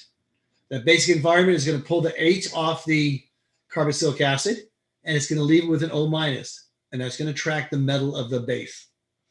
Okay. So when hard water is used with soaps, okay, hard water contains high concentrations of calcium, magnesium. Okay, positive charged ions that are going to attract the negative carboxylate salt. Okay. Cations in the water form fatty acid salts, which precipitate. Okay. So you have the fatty acid salt and the calcium binds to it, and that forms a precipitate, which means it's going to come out of solution. Okay. It interferes with the emulsifying action of soap. So once it comes out of solution, it can't use its polar end anymore to dissolve in water because now it's a precipitate and it's out of solution. So it doesn't emulsify anymore. So it doesn't act as a soap anymore. It leaves that crusty scum on the surface of the sink when you have hard water because it precipitates out and it doesn't dissolve anymore in the polar region of it. Okay. So there's what happens with the calcium salts, had calcium, magnesium. And again, our bases had sodium, potassium, which are insoluble. I mean, they're soluble. They do not form precipitate. Once you get the larger salts like calcium, magnesium, and these will form a precipitate when they react with the salt, with the carboxylic acid salts. So now you got a precipitate, which is a solid, and that precipitates out of solution, so nothing dissolves anymore. All right, mummies made of soap. We use this in forensic all the time. Okay, in the Smithsonian Museum of Natural History in DC, you can find great wonders of the natural world. None is quite macabre as a corpse made of soap. Okay, now these are real bodies, and they've turned to soap. And we use this in forensics a lot too. We've done this a lot with different, they have to be in certain environments. So the man in question died of yellow fever in the 18th century and was buried near Boston. Now he was buried alongside a woman who's been dubbed Soap Woman. They both turned to soap. You got to remember, you have to have fat, so they have to be fairly obese people, and they have to be buried in an environment which is basic. Okay, so when the triglycerides break down and it forms a carboxylic acid, now it's going to form salt instead of breaking down the tissue, which is really cool. And you can actually identify from forensics how once someone's been dead by this in certain techniques. Okay, so she too died of yellow fever. However, they've been separate for quite some time. Soap Woman has been on display in the Money Museum of College and Physicians in Philadelphia, and Soap Man is in Smithsonian, Washington, D.C. And regionally, Soap Woman became a tub of celebrity when a CAT scan done examined the body. Was filmed for the Mummy Roadshow. Okay, National Geographic. One reason for the examination was to try to understand the conditions that caused the chemical conversion. You know the chemical conditions. You know exactly what's going to happen.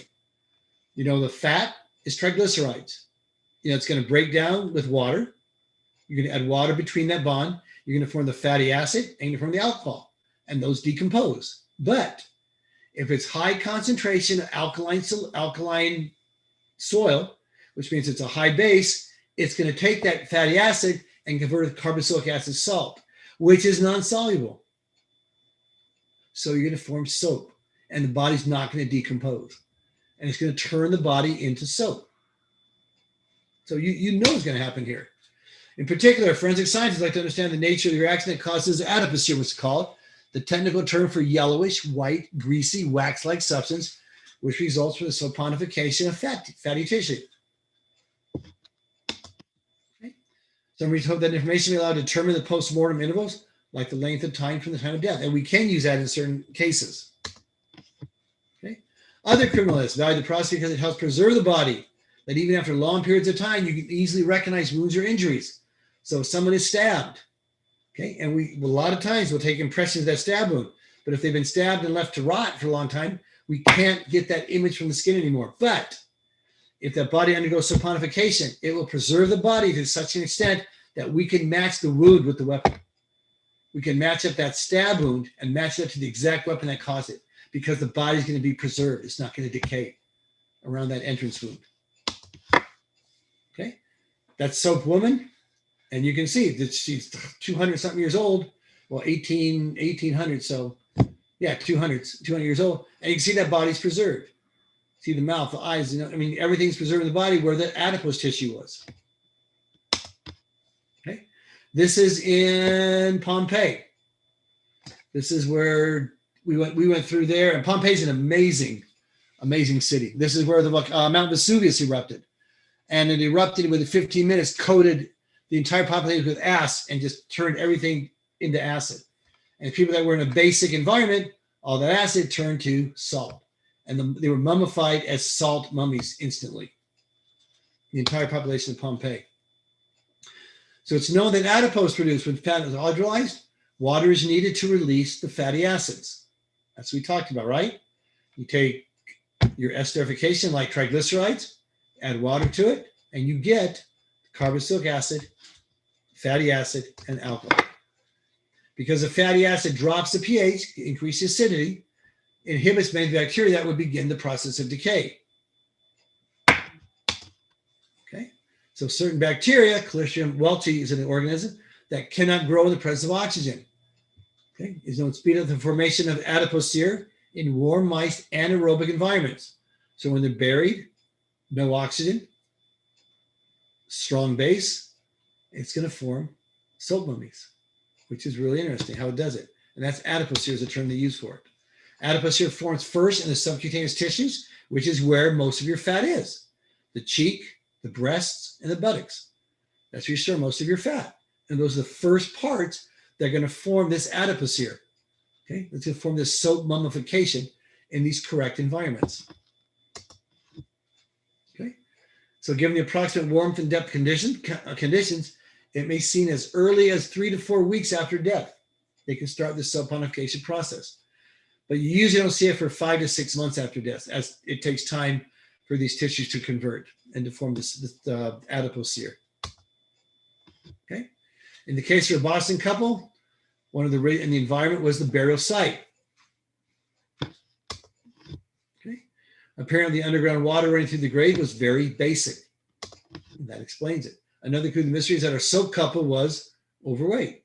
So you get a lot of fat, you get a basic condition, you get water that helps break it down, and you have our reactions. And we know exactly what's going to happen. And that's what formed these soap mummies. Certainly these two factors contribute to the saponification reaction that converted this chubby couple into blocks of soap. Kind of neat. Forensic scientists are studying adipocere formation as a possible source of information, like I said, to determine post-mortem the length of time since death of buried and different murders of accident victims if they're in basic conditions when they're killed. And you can do the time of death with those. Among the factors being studied are the type of soil, how basic it is, includes your pH, which controls your acidity and your basicity, the moisture, because you need water, the temperature, and the absence of lime in the soil. Each of these factors influence the rate of adipocere formation and hence the determination of the post-mortem interval. All right, phosphoglycerides now. Now we talked about nitroglycerides. Now we're going to talk about phosphoglycerides. Okay, phosphoglycerides are ones that have a charge. Let's see if this can come back. Let's see, airplane's not connected yet. Let me just play with this just for a second, because it really is a lot better if I can write on something. I'm going to have to either Google this and find out what is going on with this thing.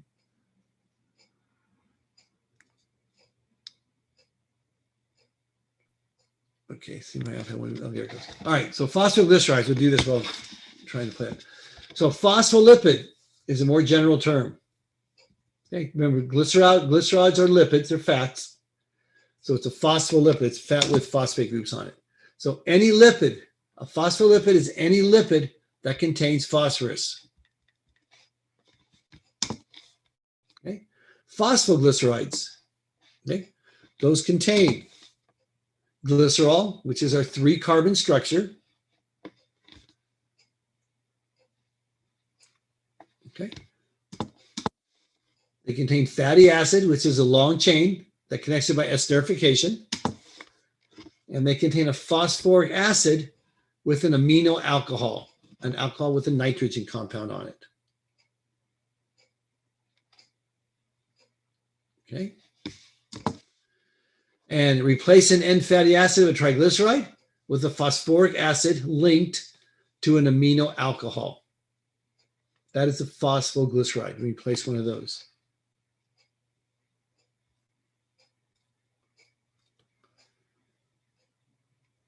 Let's see if I can bring this around. Okay, so there's glycerol. Glycerol is your 3-carbon backbone. You have a fatty acid and a fatty acid attached. That's your diglyceride. Now, one of them attaches to a phosphoric acid and an alcohol. That's your phosphoric acid linked to an amino alcohol. So phospholipids are a group of lipids that are phosphate esters. Because now instead of the ester being a carbon bond, now we got a phosphate bond. Phosphates are high energy bonds like ATP going to ADP. Those are phosphate bonds. So the presence of the phosphoryl group results in a molecule with a polar head now, because phosphates are polar. They have a charge. The phosphoryl group and a non-polar tail, which is the alkyl chain of fatty acids. So look at the picture before. We had the glycerol group. We had 2 fatty acids. The fatty acid chains are non-polar. The phosphate group now is polar.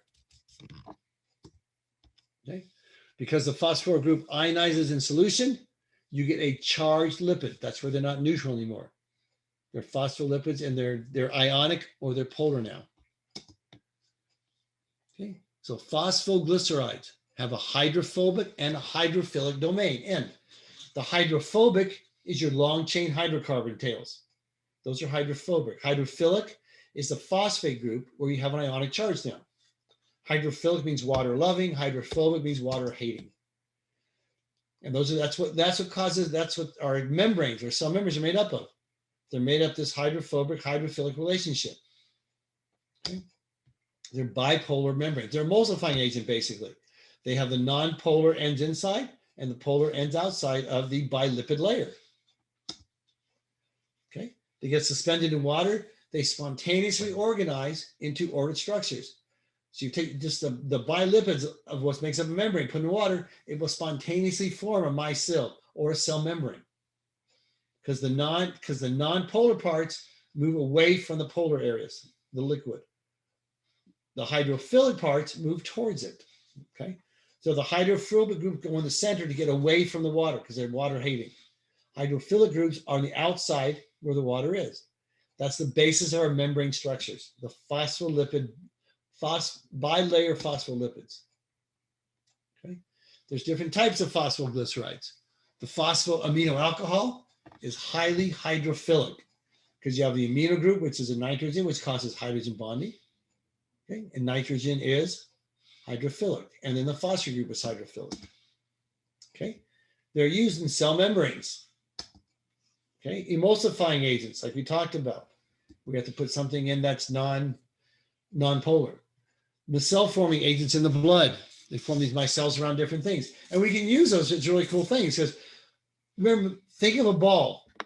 That's your micelle. Inside the ball is all the long chain hydrocarbons. On the outside of the ball, you have these phosphate groups, which are polar because they react with water. Now, if you want to deliver a drug, we use this a lot in AIDS treatments. We use this with AZT. AZT is one of the drugs we use for AIDS. It combines with other drugs, okay? But we can't get that to the virus because we needed something. The drug exists as a lipid. AZT is hydrophobic. So now we can put AZT or drug inside of one of these micelles that we form. We can get it in the body, it can deliver it to the cell, and then it can open up and the drug can be released to where it needs to be. So these little micelles can carry drugs to where they need to be in the body. And we can use them for that to deliver drugs that are lipid, that are not polar, which a lot of drugs are. So there's micelle forming agents in the blood, and we can use that to transport things. There's 2 types. One's made from choline, those are called lecithin. Those are made with either amine or serine. Okay, those are called cephalins. So we got lecithin and cephalins. They're 2 different types of phosphoamino alcohols. Okay, these are phosphoglycerides. So it's made with choline, it's called lecithin, and it's made with either ethanolamine or serine, and it's called cephalins.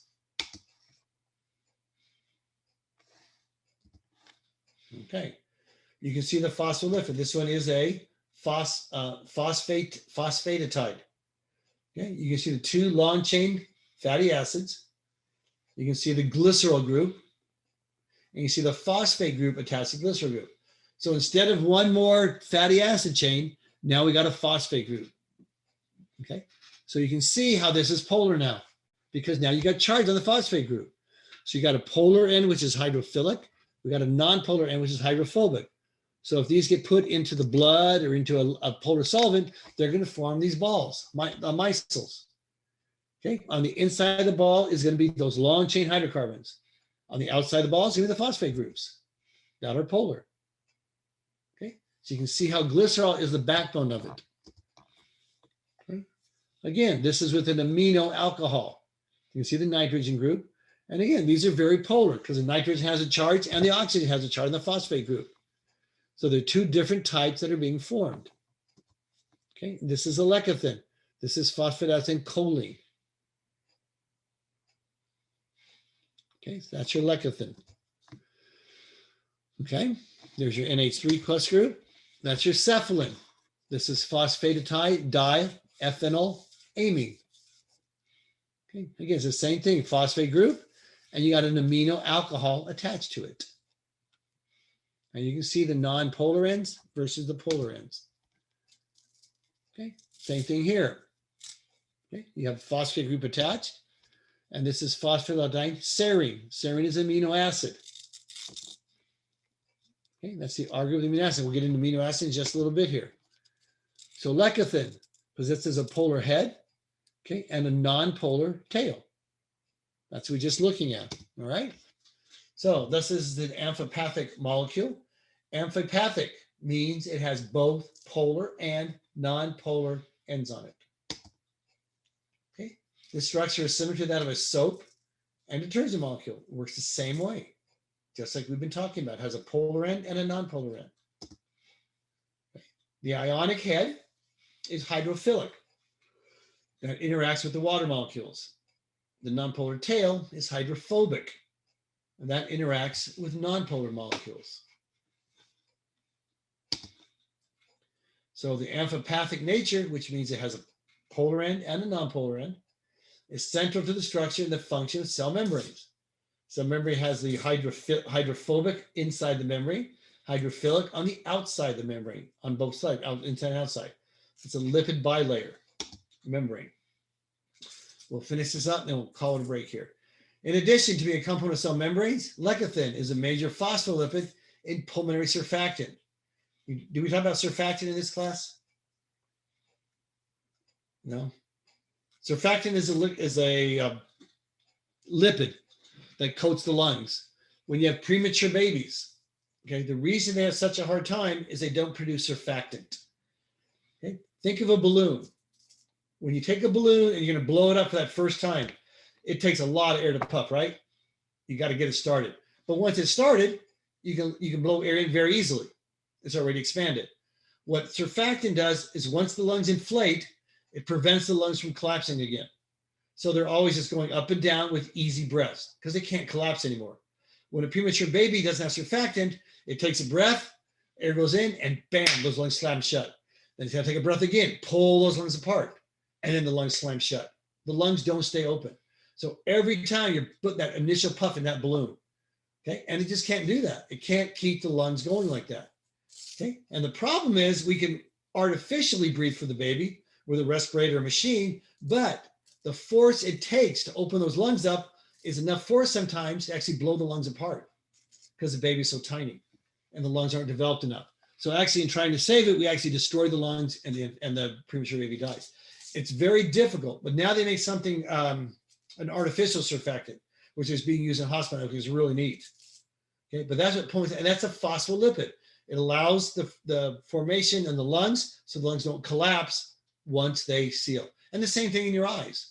Okay, when you blink your eyes don't slam shut anymore. Okay, there's these lipids, there's these phospholipids that help prevent things from sticking together. They're coating it. Okay, it's also found in egg yolks, soybeans, and it's used as an emulsifying agent in ice cream. Okay, it suspends parts that are polar and non-polar in the same solution. That's what emulsifying does. Emulsifying agent suspension of triglycerides in water. It allows the triglycerides to exist in water because the emulsifying agent has a polar and a non-polar end. The non-polar end allows the suspension of triglycerides, And then the polar ends allows that whole complex to be suspended in a polar solution in water. The amphipathic lecithin, amphipathic has both polar and nonpolar, serves as a bridge, holding together the highly polar water molecules and the nonpolar triglyceride molecules, which otherwise wouldn't be able to exist in the same solution.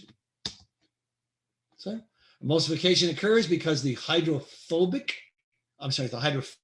head of a lecithin dissolves in water and the hydrophobic tail dissolves in the triglycerides. And that's how it works, just like with soap and water. The cephalin is similar in general structure to the lecithin, except the amine group bonded to the phosphorus group is the only difference. It's a different type of amine group bonded to it.